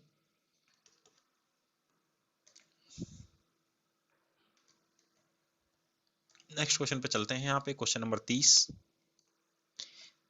किसी जर्मेनियम डायोड के लिए नी वोल्टेज होता है। तो आप लोग जर्मेनियम और सिलिकॉन ये दो अर्धचालक पदार्थ हैं, इनके मिलकर डायोड बनती हैं। इनका जो नी पॉइंट का मान आप लोग याद कर लें। जो जर्मेनियम है इसके लिए है 0.3 वोल्ट और इसके लिए है यहाँ पर 0.7 वोल्ट। तो ये नी वोल्ट के मान है, आप लोग इनको याद कर लें। नेक्स्ट क्वेश्चन है 31 नंबर। शॉर्ट सर्किट की दशा में कितना करंट प्रभावित होता है? ठीक है, अब आप इस क्वेश्चन को भी थोड़ा सा, अच्छा क्वेश्चन है यहाँ पे। शॉर्ट सर्किट, तो देखिए सबसे पहले तो आप करंट का फॉर्मूला पता हो कि करंट किससे निकालते हैं। तो आप लोग कहेंगे सर यहाँ पे निकालते हैं V = IR, हम लोगों ने फॉर्मूला पढ़ रखा है ओम्स के नियम से। अगर मुझे करंट की वैल्यू निकालनी है तो मैं कहूंगा I = V/R। मैंने कहा कि यहाँ पे किस चीज पे डिपेंड करता है, ये प्रतिरोध पे और वोल्टेज पे डिपेंड करता है। तो अब आप लोग कहेंगे कि जब किसी सर्किट को क्या कर दिया, शॉर्ट सर्किट कर दिया, यानी कि आप लोगों ने दोनों तारों को क्या कर दिया, आपस में शॉर्ट कर दिया, तो इनके बीच में जो प्रतिरोध होता है उसका मान क्या हो जाएगा, यहाँ पे 0। और जब दो तारों के बीच में प्रतिरोध का मान 0 हो गया, आर की वैल्यू जैसे आपने यहाँ पे 0 पुट करी, तो आपने कहा सर V में जब हम लोग 0 का भाग देंगे तो जो मान आएगा वो क्या आएगा, इनफाइनाइट मान आएगा। किसी संख्या में जब 0 का भाग देते हैं तो उसका मान क्या आएगा, इनफाइनाइट, अपरिमित, जिसको हिंदी में कहते हैं। तो इसका आंसर आ जाएगा ऑप्शन नंबर सी। तो देखिए दूसरी बात फिर से मैं यहाँ पे बताता हूं आपको। शॉर्ट सर्किट की दिशा में आर का मान क्या लेना है, 0। और ओपन सर्किट हो, खुला परिपथ कहे, तो आर का मान क्या लेना है आपको, इनफाइनाइट लेना है। और जब आप इनफाइनाइट से यहाँ पे भाग देते तो इसका मान फिर क्या आ जाता, 0 आ जाता। तो फिर से अगर जिन बच्चों को ये मेरी बात भी नहीं समझ आ रही, आप लोग फिर से 2 पॉइंट यहाँ पे लिख लें। शॉर्ट सर्किट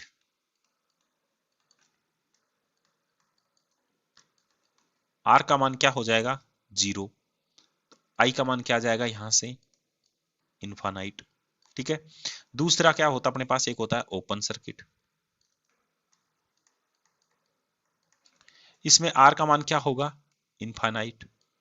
और आई का मान क्या आ जाएगा, 0। इस बात को लिख लें आप लोग।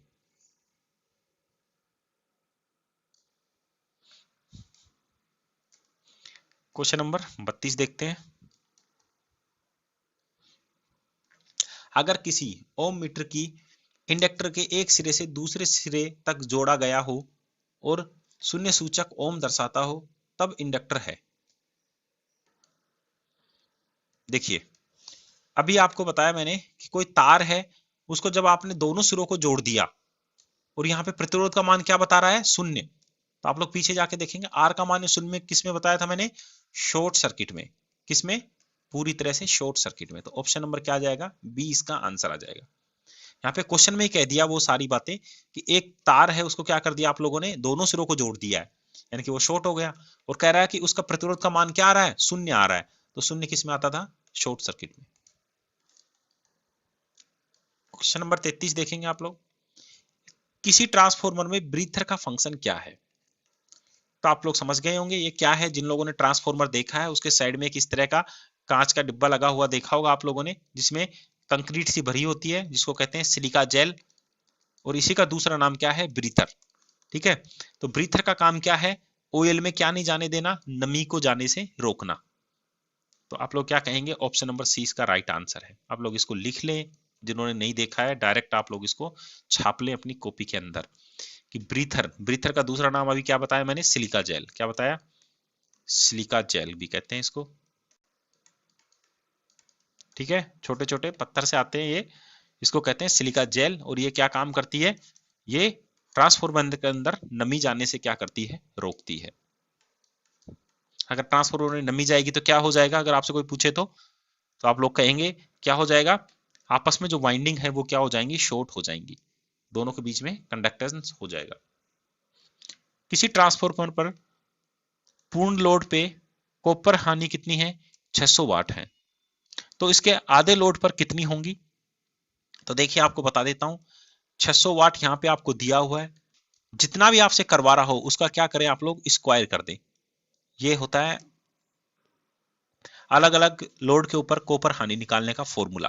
तो यहाँ पे आधा कर दिया तो आप लोग कर देंगे 1/2 का होल स्क्वायर, इसका मान आएगा 1/4। तो आप लोग कहेंगे 600 गुना 1/4। 600 में जब आप लोग 4 का भाग देंगे इसका मान आ जाएगा 150। तो आंसर ए इसका राइट हो जाएगा। ठीक है, अगर अब आपसे क्या कहता, अगर 600 ही देकर कहता कि उसको लोड को डबल कर दिया है, तो फिर आप आंसर क्या निकाल देते? 600 गुना लोड को किया डबल, और इसका आप क्या करेंगे? स्क्वायर करेंगे, तो ये 4, तो 6 चौका 24, यहाँ पे 2400 वाट इसका क्या आ जाता? आंसर आ जाता। आपसे एक तिहाई भी कह सकता है, तो आप लोग फिर 1/9 हो जाएगा। ठीक है, अगर एक तिहाई कहता तो आप लोग क्या करते? 600 गुना 1/3 का होल स्क्वायर, तो आप लोग कर देते 600 गुना 1/9, ये आंसर आ जाता है यहाँ पे। तो आप लोग याद कर लें, कॉपर हानि लोड के स्क्वायर पे डिपेंड करती है और लोह हानि नहीं करती है डिपेंड। लोह हानि लोड पर डिपेंड नहीं करती, इस बात को लिख लें आप लोग। लोहा हानि पर लोड का कोई प्रभाव नहीं पड़ता।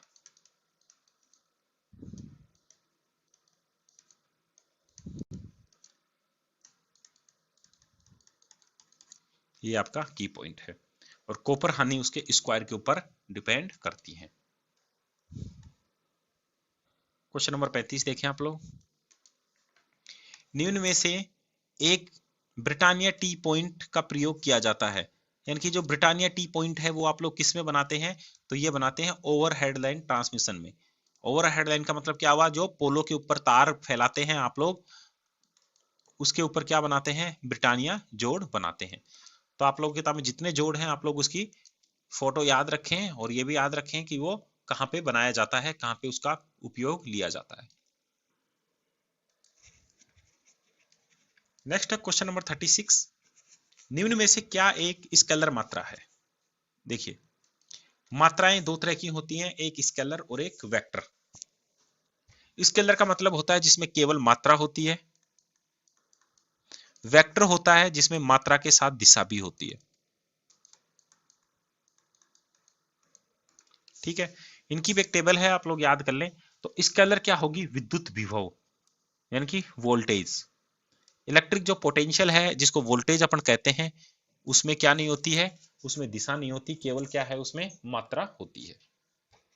कहते हैं ना 10 वोल्ट 15 वोल्ट। और बल आपको बताना पड़ता है कि किस दिशा में बल लग रहा है। ठीक है, 5 न्यूटन आप लोग बताएंगे नीचे की दिशा में लग रहा है, ऊपर लग रहा है, या कहां पे लग रहा है। और वोल्टेज की कोई दिशा नहीं होती। क्वेश्चन नंबर 37, निम्न में से किसे घटाने के लिए किसी ट्रांसफॉर्मर की कोर को लेमिनेटेड किया जाता है? तो ट्रांसफॉर्मर की जो कोर है उसको लेमिनेशन एडी करंट कम करने के लिए किया जाता है। ठीक है, एडी करंट। ट्रांसफॉर्मर में दो तरह के आपने पढ़े होंगे क्षति, एक तो एडी करंट, सॉरी EDDY आता ना, एक तो एडी करंट और एक हिस्टेरिसिस। हिस्ट्रीसिस। इसके लिए क्या करते हैं, इसके लिए तो सिलिकॉन मिलाते हैं, लिख लें आप लोग इसको, परीक्षा में पूछेगा आपसे हिस्ट्रीसिस लॉसेस कम करने के लिए क्या करते हैं ट्रांसफार्मर में, तो आप लोग कहेंगे सर उसकी कोर में क्या मिलाते हैं, सिलिकॉन मिलाते हैं, सिलिकॉन। और एडी करंट को कम करने के लिए क्या करते हैं, लेमिनेट करते हैं, यानी कि उसकी जो दो अलग अलग प्लेटें हैं उन पे या तो वार्निश लगा देते हैं या फिर उनके बीच में कोई दूसरा सॉल्यूशन लगा देते हैं जिससे कि वो लेमिनेट हो जाए।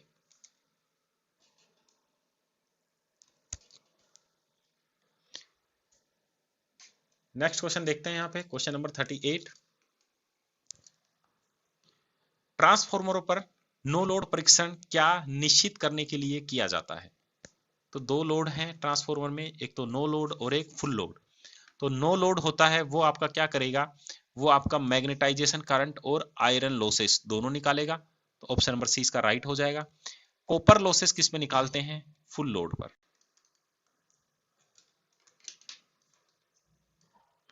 फुल लोड किसके लिए काम देगा, कॉपर लॉसेस के लिए, और ये दोनों होते हैं नो लोड पर।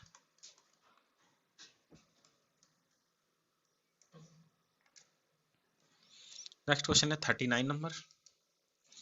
ट्रांसफॉर्मर के तेल की डाइलेक्ट्रिक शक्ति की आशा की जाती है, यानी कि आप लोग कितनी उससे उम्मीद करते हैं कि ट्रांसफॉर्मर जो ऑयल है उसकी डाइलेक्ट्रिक शक्ति हो, तो इसका आंसर यहाँ पे आ जाएगा 33 केवी। तो जो ट्रांसफॉर्मर होता है उसके ऑयल की डाइलेक्ट्रिक स्ट्रेंथ 33 केवी, इसको आप लोग याद ही कर लें। ये आपको देखो 30 से लेके 40 के बीच में होती है, केवी आपको बता दूं ये डिपेंड करती है। तो यहाँ पे आप लोग ऑप्शन देखेंगे 33 दे दिया आपको, इसलिए आपने 33 आंसर कर दिया। वैसे इसका राइट आंसर 30 से 40 के बीच में, 30 भी हो सकती है, 35 भी हो सकती है, 38 भी हो सकती है और 40 भी हो सकती है। क्वेश्चन नंबर 40 देखेंगे, किसी 220 एसी से 24 volt AC step down transformer में घेरों का अनुपात क्या होगा। तो आप लोग पढ़ते आए होंगे N2/N1 से क्या रिप्रेजेंट करते हैं, ट्रांसफॉर्मेशन रेशियो। तो N2 यहाँ पे कितना है 24 बटा कितना है 220, आप लोग इसमें भाग देंगे 24 में 220 का, तो यहाँ पे राइट आंसर आएगा 0.109, ऑप्शन नंबर डी।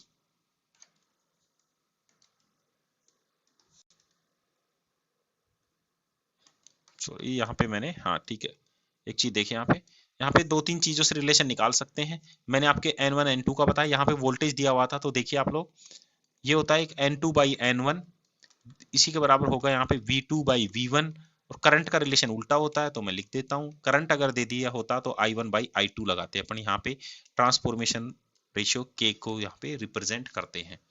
तो यहाँ पे अपने को वोल्टेज दिया था इसलिए मैंने 220/24 कर दिया यहाँ पे, तो आंसर आ गया आपका 0.109। तो तीनों चीज आप लिख लें, ट्रांसफॉर्मेशन रेशियो बराबर N2/N1, या फिर आप लोग इसको निकाल सकते हैं V2/V1 से, या फिर आप लोग निकाल सकते हैं I1/I2 से। ये तीन फॉर्मूले हैं आपके पास।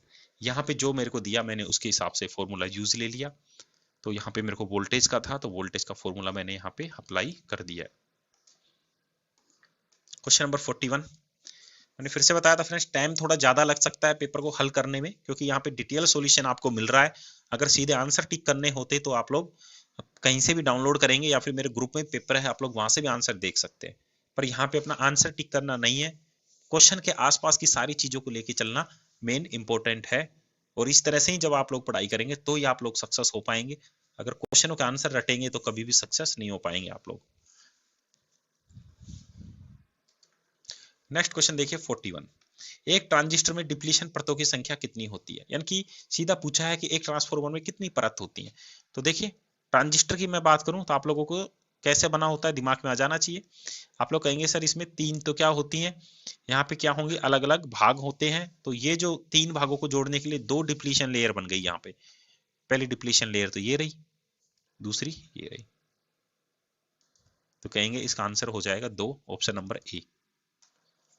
ट्रांजिस्टर में दो डिप्लीशन लेयर होती है। क्वेश्चन नंबर 42, 3 फेज 6 पोल 50 hertz slip ring induction motor में रोटेटिंग मैग्नेटिक फील्ड किस गति पर घूमेगा। तो देखिए इसका फॉर्मूला है N = 120 F/P।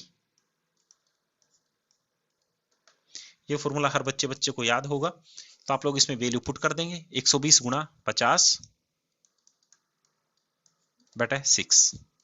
6 से आप लोग इसको काटेंगे, 6 दूनी 12, ये 20 आ जाएगा, और 20 गुणा 50 करेंगे तो सही आंसर आ जाएगा 1000।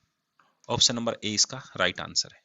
तो यहाँ पे जो स्पीड होगी आपकी कितनी आएगी, 1000। क्लियर है। एफ यहाँ पे फ्रीक्वेंसी को बताता है, यहाँ पे पी यहाँ पे पोल को बताता है।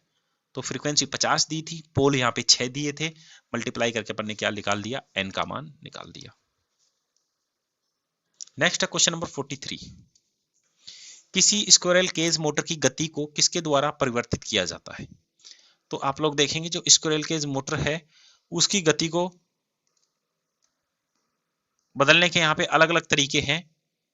स्क्विरल केज इंडक्शन मोटर, आप लोग इसमें क्या कर सकते हैं, जो फॉर्मूला मैंने आपको बताया यहाँ पे आप लोगों ने क्या देखा कि NS है, उसमें क्या क्या है आपके पास 120 F/P, यानी कि जो स्पीड है वो किस किस पे निर्भर है, फ्रीक्वेंसी पे और किस पे, पोल पे निर्भर है। ठीक है, तो आप लोग देखिए यहाँ पे क्या वोल्टेज है, क्या नहीं है, क्या करंट है, क्या नहीं है, प्रतिरोध है, क्या नहीं है, क्या है यहाँ पर है पोलों की संख्या। ये रहा P अपने पास फॉर्मूले में, तो right answer option number B. तो देखिए ऊपर जो आपको फॉर्मूला याद था कि स्पीड किस पे निर्भर करेगी इंडक्शन मोटर की, फ्रीक्वेंसी और पोल के ऊपर। तो ऑप्शन नंबर 20 का राइट आंसर हो जाएगा, किस पे निर्भर करेगी, पोल के ऊपर। क्वेश्चन नंबर 44 देखते हैं। स्लिप रिंग इंडक्शन मोटर में रोटर करंट आवृत्ति पर निर्भर करता है। ठीक है, तो जो रोटर करंट है वो किस पे निर्भर करता है, उसकी आवृत्ति स्लिप के ऊपर। आपको इसका फॉर्मूला बताऊंगा, आंसर है इसका सी। देखिए जब आपको फ्रीक्वेंसी निकालनी हो किसकी, रोटर की, तो मैं इसको लिखूंगा एफ के नीचे आर। इसका फॉर्मूला होता है स्लिप इनटू एफ एस, यानी कि जब आप लोग स्टेटर की फ्रीक्वेंसी को मल्टीप्लाई कर देंगे स्लिप से तो आंसर क्या आ जाएगा, रोटर की फ्रीक्वेंसी। तो यहाँ पे क्या पूछा था, रोटर करंट की फ्रीक्वेंसी किस पे निर्भर करती है, तो आप लोग कहेंगे ये स्लिप पे निर्भर करती है। तो ऑप्शन नंबर सी यहाँ पे राइट आंसर है। इसको आप लोग लिख लें, ये क्या है, रोटर फ्रीक्वेंसी,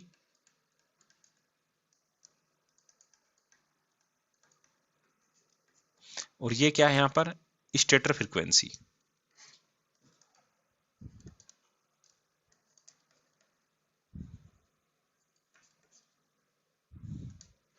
क्वेश्चन नंबर 45 देखते हैं। एक विभव वलय प्रेरण में कितने विभव वलय होते हैं। ठीक है, देखिए एक विभक्त वलय प्रेरण में, यानी कि इंडक्शन जो मोटर है आपके पास उसमें टोटल कितनी यहाँ पे कोयलों की बात कर रहा है, कितनी कोयल होंगी, तो आप लोग क्या कहेंगे, RYB, 3 फेज 3 यहाँ पे कोयल आ जाएंगी। तो ऑप्शन नंबर 20 का राइट आंसर है। 46 नंबर देखिए, एक सर्वो मोटर मूल रूप से क्या है।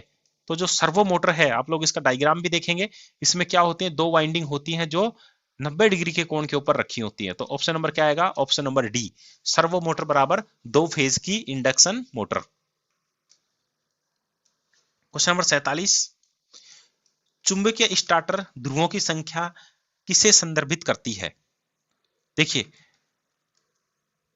चुंबकीय जो स्टार्टर होगा उसमें ध्रुवों की संख्या है वो किसको निर्भर करती है, वो आपकी जो स्लिप रिंग होगी नियंत्रण स्पार्कों की संख्या को क्या करेगी, निर्भर करेगी। तो बी इसका राइट आंसर है। क्वेश्चन नंबर 48 देखते हैं। निम्नलिखित में से किस अनुप्रयोग के लिए डीसी आवश्यक है।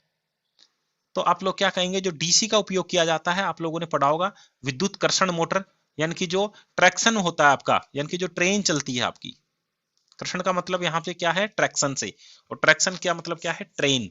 तो जो ट्रेन चलती है वो किससे चलती है, आपकी डीसी सप्लाई से चलती है। आप लोग याद रखें, आप लोग ट्रेन में जाके बैठते हैं कभी तो देखें आप लोग, उसका पंखा होता है वो भी कौन सी सप्लाई से चलता है, वो भी डीसी सप्लाई से चलता है। यानी कि ट्रेन में जितने भी इक्विपमेंट होंगे कंप्लीट, और ट्रेन जो इलेक्ट्रिक ट्रेन होती है वो भी कौन सी सप्लाई से चलती है, डीसी सप्लाई से। क्लियर है।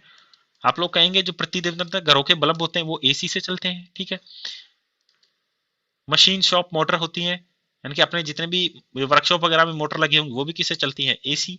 घरेलू उपकरण भी किससे चलते हैं, एसी से चलते हैं। अपने घरों में कौन सप्लाई आती है, एसी आती है। तो ऑप्शन नंबर वैसे भी यहाँ पे डी बचता है आपके सामने। जिन लोगों को कर्षण नहीं पता अपनी किताब के ऊपर लिख सकते हैं, कर्षण का मतलब ट्रेन का चलना। क्वेश्चन नंबर 49 देखते हैं। मैट्रिक सिस्टम में सुपर एनिमेटेड तांबे का आविष्कार आकार किससे दिया जाता है? सॉरी, सुपर एनिमेटेड जो तांबा है उसका आकार किसमें दिया जाता है? तो आप लोग बताएंगे जो तांबे के तार आप लोग लेके आते हैं वो किस में बताते हैं? एमएम में। उसका व्यास बताते हैं आप लोग एमएम में। कितने? कहते हैं 2 mm का क्या दे दो? वायर दे दो। ठीक है, तो क्या हो गया? एमएम। मिलीमीटर यहाँ पे क्या हो जाएगा? इसका राइट आंसर हो जाएगा। किसमें? मीट्रिक पद्धति में पूछा था यहाँ से। क्लियर है? आप लोग याद रखें।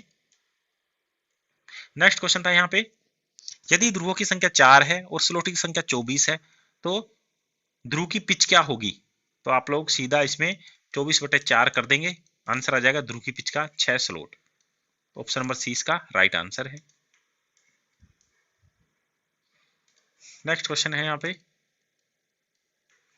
यदि एक संधारित्र प्रकार के पंखे की मोटर में कुंडलन की संख्या 16 है तो प्रत्येक समूह की कुंडली की संख्या क्या होगी? तो आप लोग बताएंगे। पंखा जो होता है आप लोगों को पता है पंखे में कितनी वाइंडिंग होती है? 2 वाइंडिंग होती है और टोटल कितनी है? 16। तो एक वाइंडिंग में कितनी आएंगी? 8 कोइल आ जाएंगी। तो राइट आंसर हो जाएगा ऑप्शन नंबर सी। तो प्रत्येक में कुंडलियों की संख्या कितनी होगी? 8। बस बच्चे को याद रखना था पंखे में कितनी वाइंडिंग होती है? 2, और उनका नाम क्या होता है? एक का स्टार्टिंग और एक का रनिंग वाइंडिंग। क्लियर है?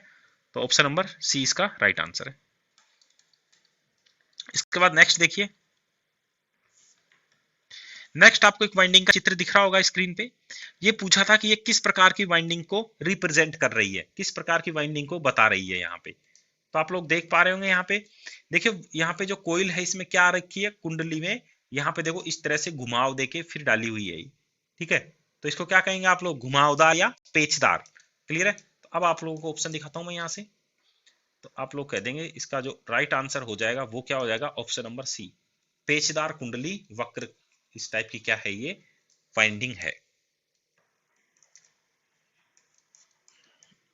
क्वेश्चन नंबर 53, एक ही कम्यूटेटर सेगमेंट से जुड़े 2 कोयलों के बीच की दूरी क्या होती है? ठीक है, एक ही कम्यूटेटर के सेगमेंट से ये 2 कोयल जुड़ी हुई हैं, उनके बीच की दूरी को कहते हैं फ्रंट पिच। क्वेश्चन नंबर 54, यदि वक्र में कुंडलन का समूह होता है और एक ही केंद्र होता है तो इस प्रकार के वक्र को क्या कहते हैं? इसको कहते हैं केंद्रित वक्र, यानी कि सभी का सेंटर कहां पे हो? एक ही जगह पे हो, इसलिए उसको क्या कहेंगे? केंद्रित वक्र। क्वेश्चन नंबर 55, 3 फेज की वाइंडिंग में फेजों के बीच में विस्थापन कितना होगा? तो आप लोग याद कर लें, टोटल एंगल होता है 360 अपने पास, और जितने भी एंगल हों उससे क्या कर दें आप लोग? डिवाइड कर दें, सॉरी फेज से। यहाँ पे 3 फेज है, 360 में 3 का भाग देंगे, आंसर आ जाएगा 120। क्लियर है? फेजों की संख्या से क्या देते हैं? भाग देते हैं।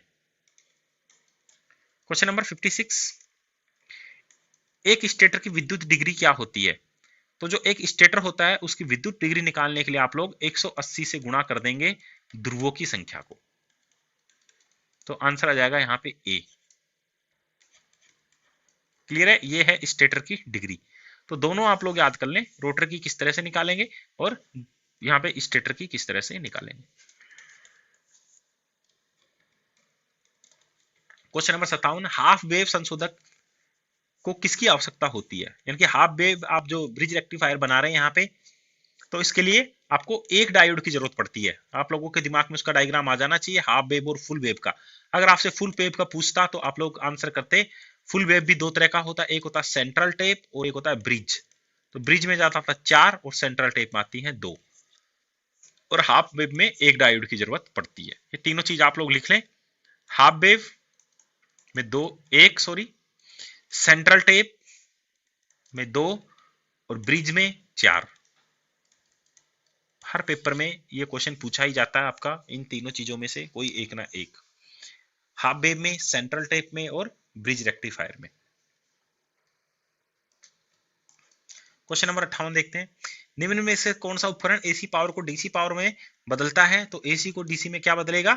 संशोधक। आप इसको क्या कहेंगे इंग्लिश में? रेक्टिफायर। ऑप्शन नंबर सी, जो आपका चार्जर करता है। घरों में कैसी सप्लाई आती है? एसी, चार्जर उसको किस में बदल देता है? डीसी में। क्लियर है? तो चार्जर भी क्या हो गया आपका? संशोधक का उदाहरण है। नेक्स्ट क्वेश्चन नंबर 59, डीसी जनित्र के कम्यूटेटर की सफाई के लिए कौन सा द्रव्य उपयोग में लिया जाता है? तो आपकी जो मोटर है उसका जो कम्यूटेटर होगा आपका, जिसके पास कार्बन ब्रश लगे होते हैं, उसकी सफाई के लिए आप लोग कार्बन टेट्रा क्लोराइड काम में लेंगे। लिख लें आप लोग इस बात को, कम्यूटेटर की सफाई के लिए कार्बन टेट्रा क्लोराइड। नेक्स्ट है वोल्टेज स्टेबलाइजर का मूल कार्य क्या है। तो आप लोग जैसा नाम से समझते होंगे, पुरानी टीवी वगैरह देखे होंगे आप लोग, या फिर फ्रिज से पहले आप लोग क्या लगाते हो, वोल्टेज स्टेबलाइजर। उसका मेन काम क्या होता है, यानी कि आपके घरों में जब भी कम और ज्यादा वोल्टेज आए तो भी वो क्या करे, एक समान वोल्टेज आपके फ्रिज को या फिर टीवी को देता रहे। तो आंसर क्या आएगा, लोड को स्थिर वोल्टेज प्रदान करने के लिए। ऑप्शन नंबर डी इसका राइट आंसर होगा। क्वेश्चन नंबर 61, यदि एक साइन तरंग एसी वोल्टेज का अधिकतम मान 10 है तो इसका आरएमएस मान क्या होगा। देखिए साइन वेव में आप लोग तीनों वेवफॉर्म याद कर लें। साइन हो गई, क्लियर है। साइन वेवफॉर्म के लिए आरएमएस के मान, एक होती है आपके पास में ट्राइंगल वेवफॉर्म, इसके लिए आरएमएस का मान, और एक होती है आपके पास में स्क्वायर वेव, इसके लिए आरएमएस का मान आप लोग याद कर ले। तो मैं यहाँ पे साइन का मान बताता हूँ। साइन का मान क्या होगा आपके पास, यानी कि वोल्टेज है तो मैं लिखूंगा वी आरएमएस बराबर वी एम अपॉन √2। तो आप लोग कह देंगे यहाँ पे अधिकतम मान कितना 10 दे रखा है, 10/√2 कर देंगे तो राइट आंसर आ जाएगा यहाँ पे 7.070। राइट आंसर है ऑप्शन नंबर बी। सही आंसर क्या आएगा, 10/√2। हम आपको इन दोनों का भी बता ही देता हूं। ट्राइंगल का होता है Vm/√3 और इसका होता है Vm ही, यानी कि मैक्सिमम और आरएमएस इसकी सेम होती है किसके लिए, स्क्वायर वेव फॉर्म के लिए। नेक्स्ट है आपका वॉल लीनियर्ड नियंत्रक मूल रूप से नियंत्रक विधि है। तो जो वॉल लीनियर्ड मेथड आपका स्पीड कंट्रोल का मोटर की का, इससे अपन क्या कंट्रोल करते हैं, आर्मेचर का वोल्टेज यहाँ पे कंट्रोल करते हैं। तो ऑप्शन नंबर सी इसका राइट आंसर होगा। नेक्स्ट है यहाँ पर क्वेश्चन नंबर 63, निम्न में से कौन सा जनरेटर आर्क वेल्डिंग में उपयोग किया जाता है। तो जो आर्क वेल्डिंग है उसमें डिफरेंशियल कंपाउंड जनरेटर काम में लिया जाता है। ऑप्शन नंबर डी इसका राइट आंसर है। यानी कि जो वेल्डिंग करते हैं घरों में तो उसके लिए आप कौन सा जनरेटर काम लेंगे, डिफरेंशियल कंपाउंड जनरेटर काम में लेना है। नेक्स्ट क्वेश्चन आपका शंट जनरेटर 100 आरपीएम की रफ्तार से चल रहा है, यदि फ्लक्स को आधा कर दे तो नई रफ्तार क्या होगी। तो फ्लक्स को आधा करेंगे तो स्पीड क्या हो जाएगी, डबल हो जाएगी। Option number A. आप लोग याद कर लें, फ्लक्स क्या करता है, मोटर की को पकड़ के रखता है। आप लोग इस तरह से याद कर ले, फ्लक्स कम करेंगे तो स्पीड क्या होगी, बढ़ जाएगी आपकी। पहले कितनी थी, 100 आरपीएम था, फ्लक्स को क्या कर दिया, आधा कर दिया। तो ऑप्शन आप लोग देखेंगे बढ़ा हुआ केवल एक ही ऑप्शन है, वो है option number A.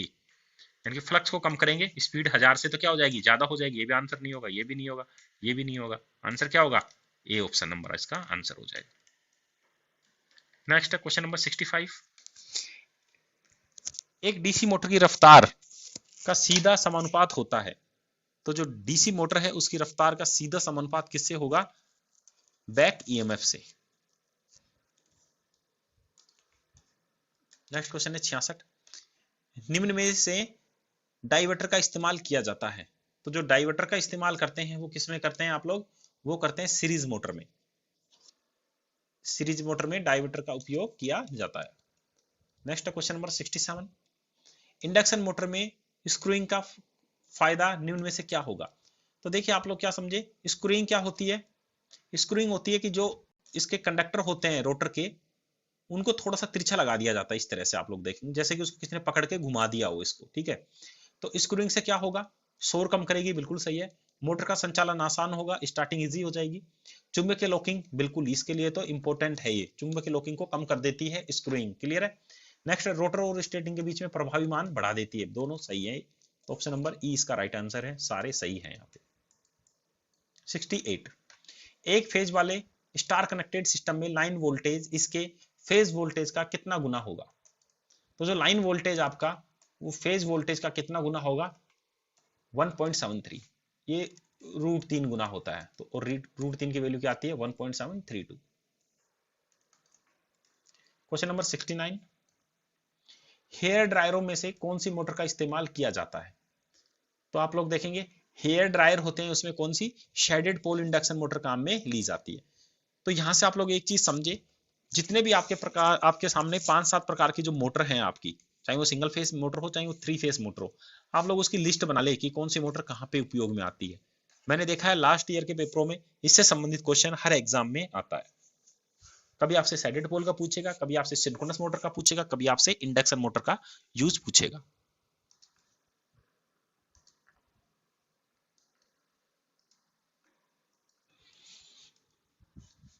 Next question देखते हैं, 70 नंबर क्वेश्चन।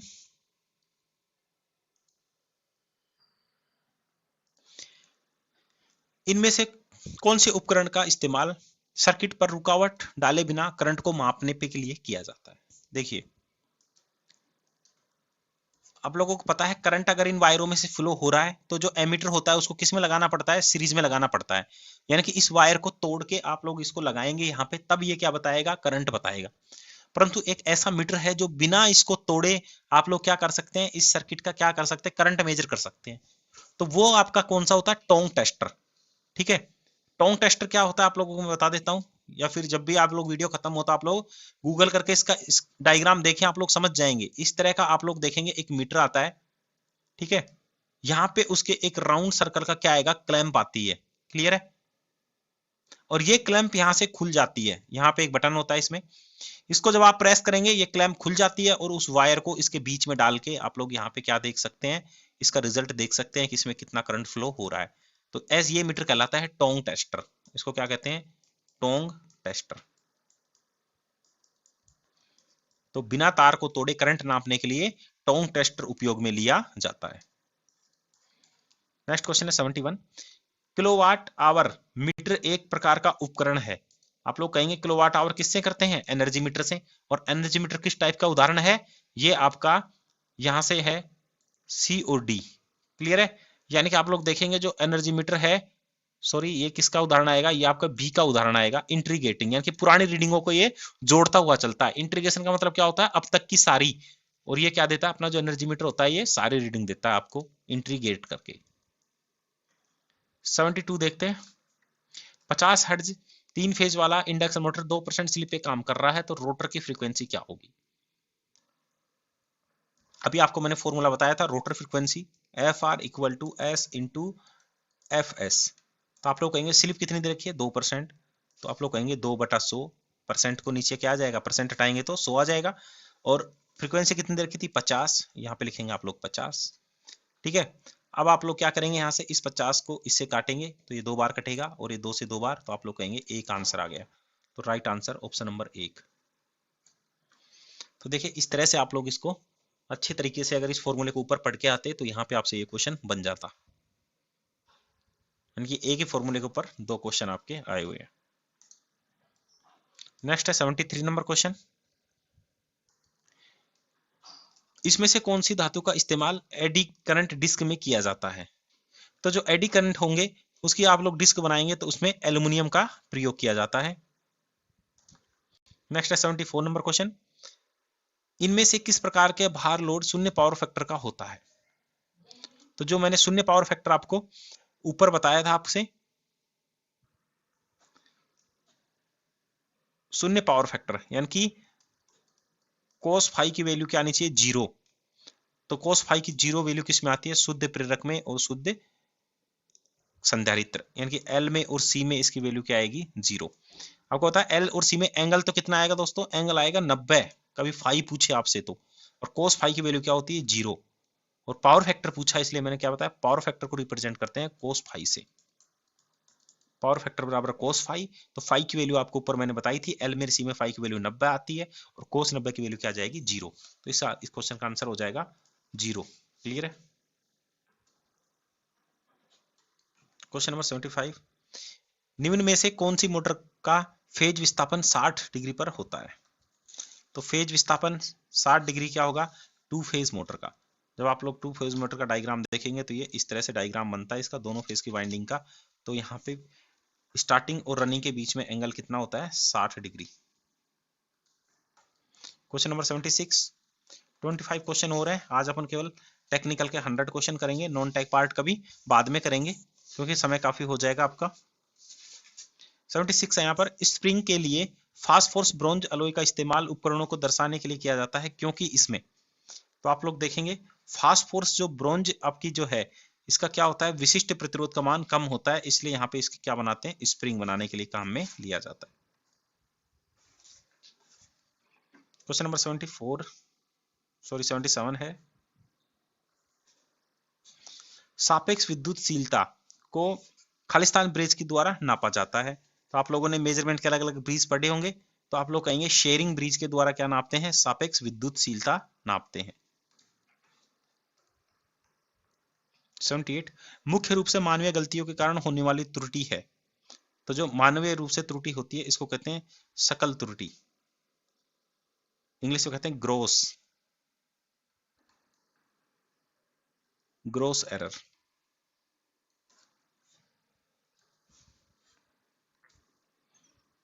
पर्यावरण में क्या आएगा, तापमान बढ़ना वगैरह पर्यावरण में आता है।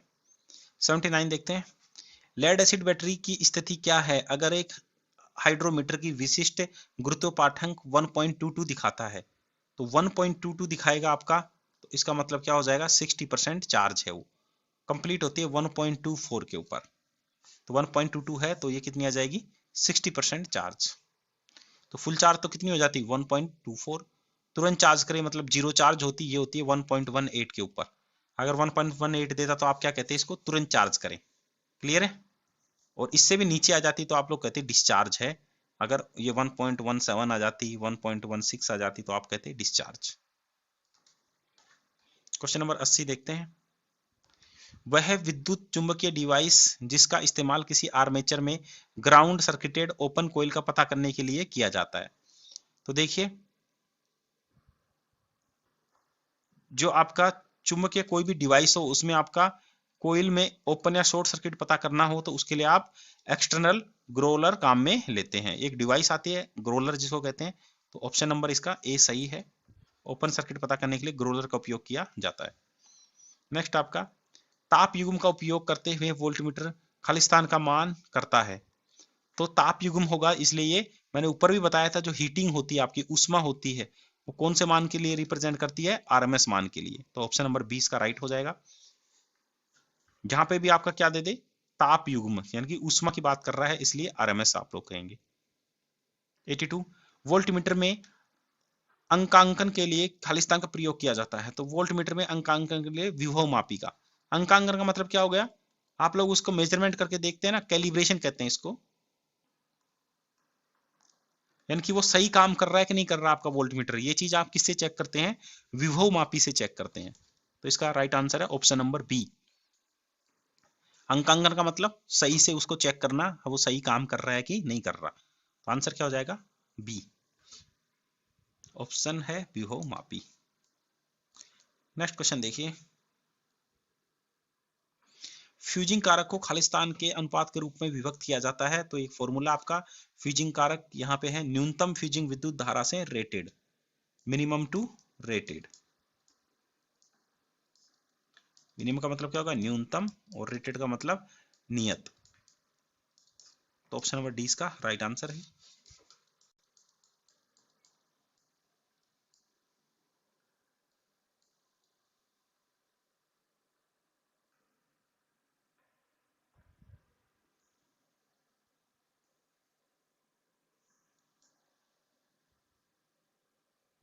देखिए अगला क्वेश्चन देखिए आप लोग, 100 जीरो से 100 का क्या है वोल्टमीटर है, इसमें कितने भाग हैं, टोटल 100 भाग है।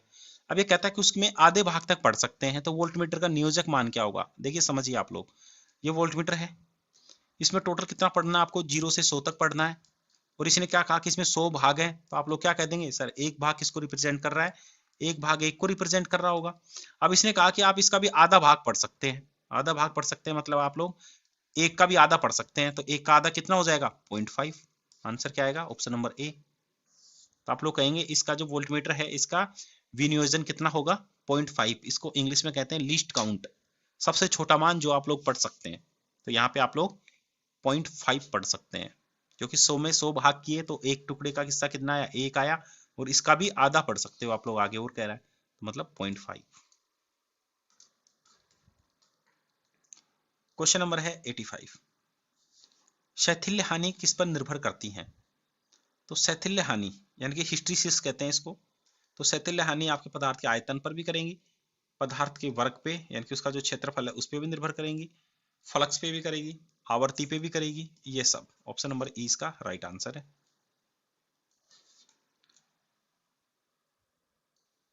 फ्रेंड्स अगर आपको किसी चीज में प्रॉब्लम है तो आप लोग क्वेश्चन नंबर लिख दे नीचे कमेंट्स बॉक्स में। अगले वीडियो में मैं उन क्वेश्चनों को वापस से आपको समझाने की कोशिश करूंगा। इसके अलावा अगर आपका और भी कोई क्वेश्चन है तो आप लोग उसको भी अपने कमेंट्स बॉक्स में लिख दें। किसी भी किताब का कोई क्वेश्चन हो मैं हल करके आपको बताने की कोशिश करूंगा। और इसी तरह से डेली अपन इस सीरीज में आप क्या करने वाले हैं, इन क्वेश्चनों का हल करेंगे। तो आप लोग जीटा लाइव चैनल को आप लोग सब्सक्राइब कर लें। इसके पास में जो बेल आइकन बना हुआ है इस पर भी क्लिक कर लें, यानी कि जैसे ही हम लोग यहाँ से वीडियो अपलोड करें एजुकेशनल वीडियो आपको मिलते रहे।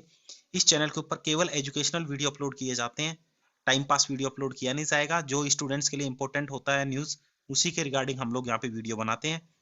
तो आप लोग इस पे अपडेट रहें। इसके अलावा राजस्थान जीके के प्रश्नों भी काफी प्रश्न तो हम लोगों ने हल करा दिए हैं और एक नई सीरीज भी लेके आने वाले हैं जिसमें हम लोग पुराने जो पेपर हैं, यानी कि अब तक जितने एग्जाम हुए हैं उनमें राजस्थान जीके से संबंधित जितने प्रश्न आए हुए हैं उनको हम लोग यहाँ पे हल करेंगे। तो उसका नोटिफिकेशन भी आपको मिलता रहे। प्रीवियस ईयर प्रश्न को आप लोग पहले करें जिससे कि आपको समझ आ सके कि किस तरह के क्वेश्चन आपके एग्जाम में आते हैं। तो आप लोग जुड़े रहें। या कोई आपके क्वेश्चन है तो आप लोग जीटा लाइव जो व्हाट्सएप का ग्रुप आपको मैंने बताया इस वीडियो के डिस्क्रिप्शन में, उस ग्रुप में जुड़ सकते हैं। फेसबुक ग्रुप है हमारा, उसमें भी आप लोग जुड़ सकते हैं। उस ग्रुप में भी हम लोग क्वेश्चन वगैरह पोस्ट करते रहते हैं। जहां से मेरे को कोई अच्छा क्वेश्चन दिखता है मैं उस ग्रुप में वहां पे डाल देता हूँ। और आपको ये वीडियो कैसा लग रहा है इस बात को भी आप लोग जरूर बताएं हम लोगों को। अच्छा लगा हो तो आप लोग लाइक बटन पे क्लिक करें। अगर आपको कोई प्रॉब्लम है तो आप लोग कमेंट्स में लिखें। अब अपन देखते हैं अगला क्वेश्चन। यदि एक डीसी मशीन में कुंडलियां 72 संख्या का उपयोग किया जाता है तो दिक्पात खंडों की आवश्यकता कितनी होगी? देखिए एक कुंडली क्लियर है, यहां से एक कुंडली कितने सिरे होंगे? 2 सिरे होंगे। और इन 2 सिरों में आप लोग कहेंगे कम्यूटेटर जो होगा उसको बीच में से कट करते हैं। तो कम्यूटेटर में कितने होते हैं? 2 सिरे होते हैं। तो यानी कि 72 के लिए 72 की जरूरत पड़ेगी। तो ऑप्शन नंबर सी इसका राइट हो जाएगा। जितनी कुंडलियों की संख्या होगी उतने ही आपको कम्यूटेटर या दिक् परिवर्तकों की संख्या की जरूरत पड़ेगी। लिख लें आप लोग इसको, कुंडलियों की संख्या बराबर दिक् परिवर्तकों की संख्या। डीसी मशीन में मुख्य क्षेत्र फ्लक्स का वितरण का आकार क्या होता है? तो इसका आकार क्या होगा? समलंबाकार इसका आकार होता है। डीसी मशीन में मुख्य क्षेत्र यानी कि उसका जो फ्लक्स होता है वो किस तरह से होता है? समलंबाकार आकृति पूछी आपसे। 88 नंबर क्वेश्चन है, निम्नलिखित मोटरों में से किसमें ऋणात्मक गति विनिमय होती है? तो जो ऋणात्मक गति की विनिमय होगी वो आपकी किसमें होगी?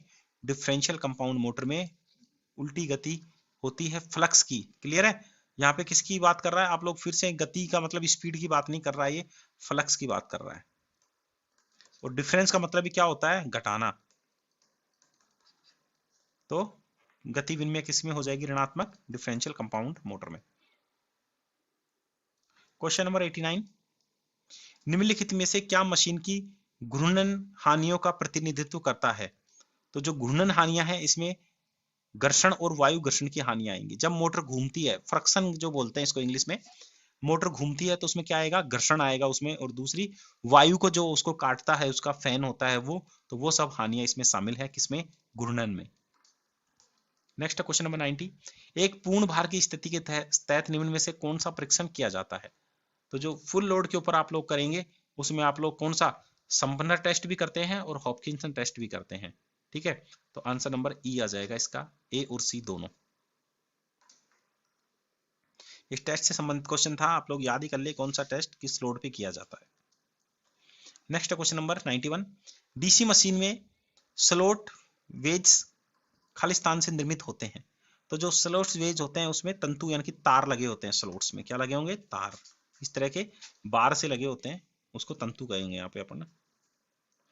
नेक्स्ट है यहाँ पे, एक डीसी मोटर में चालन के घूर्णन की दिशा किसके द्वारा निर्धारित की जाती है?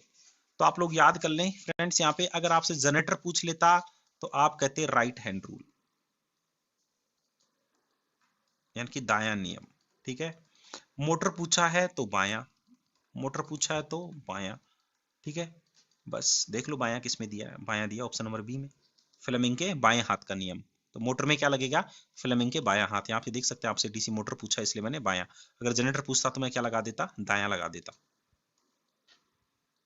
93 देखिए आप लोग, डीसी कंपाउंड मोटर में क्षेत्र नियामक को खालिस्तान के लिए प्रदान किया जाता है। तो डीसी जो कंपाउंड आपकी मोटर होगी उसमें आप लोग जो नियामक यानी कि रेगुलेटर लगाते हैं वो क्या लगाते हैं? फ्लक्स के नियंत्रण के लिए। क्लियर है, यानी कि फ्लक्स को नियंत्रित करने के लिए। 94 देखते हैं, यदि केबल की लंबाई दुगनी हो जाती है तो इसकी धारिता का मान क्या होगा। देखिए केबल और धारिता में संबंध, आप लोगों को धारिता समझ में आनी चाहिए कि दो प्लेटों के बीच की दूरी को क्या, दो प्लेटों के बीच में जो क्या बन जाता है, कैपेसिटेंस बन जाता है। तो आप इन केबल के तारों को जितना बड़ा करेंगे, इसमें कैपेसिटर का मान क्या हो जाएगा, बढ़ता जाएगा। क्या हो जाएगा, इसका मान बढ़ता जाएगा। तो डबल करेंगे तो कितना हो जाएगा, दुगना। ऑप्शन नंबर सी इसका राइट आंसर है। नेक्स्ट है, फोटोकॉपी मशीन खालिस्तान पर कार्य करती है। तो जो आपकी फोटोकॉपी मशीन है वो किस पे पर काम करती है, विद्युत स्थिर प्रभाव के ऊपर काम करती है, इलेक्ट्रोस्टैटिक कहते हैं इसको।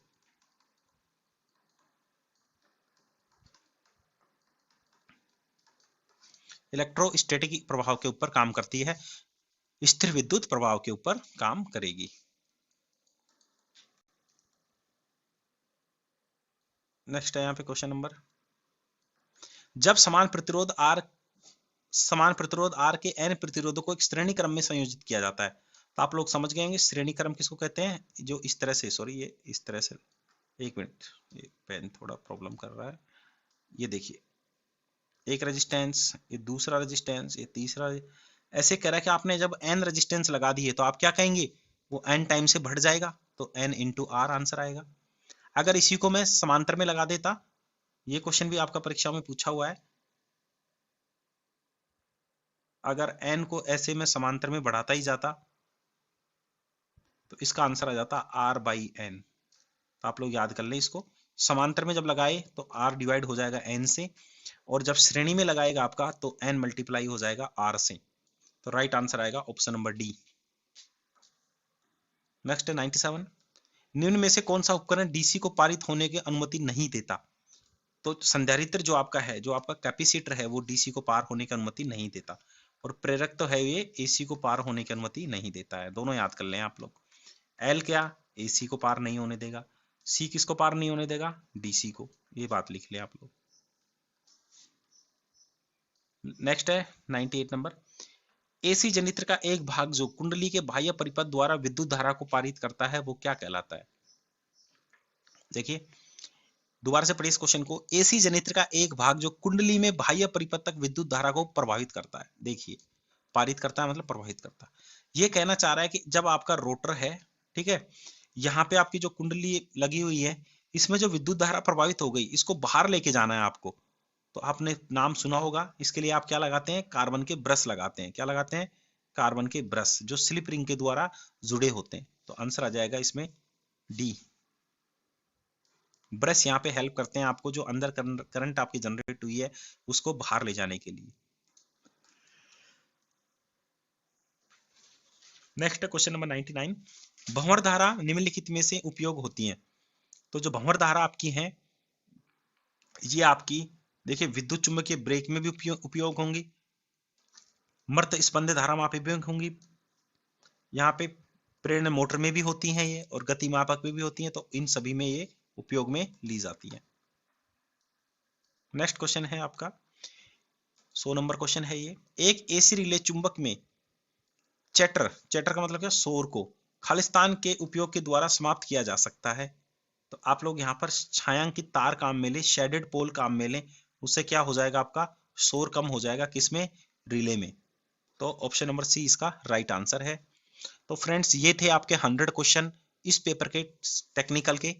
इसके बाद में इसमें आपके नॉन टेक के भी 50 क्वेश्चन हैं।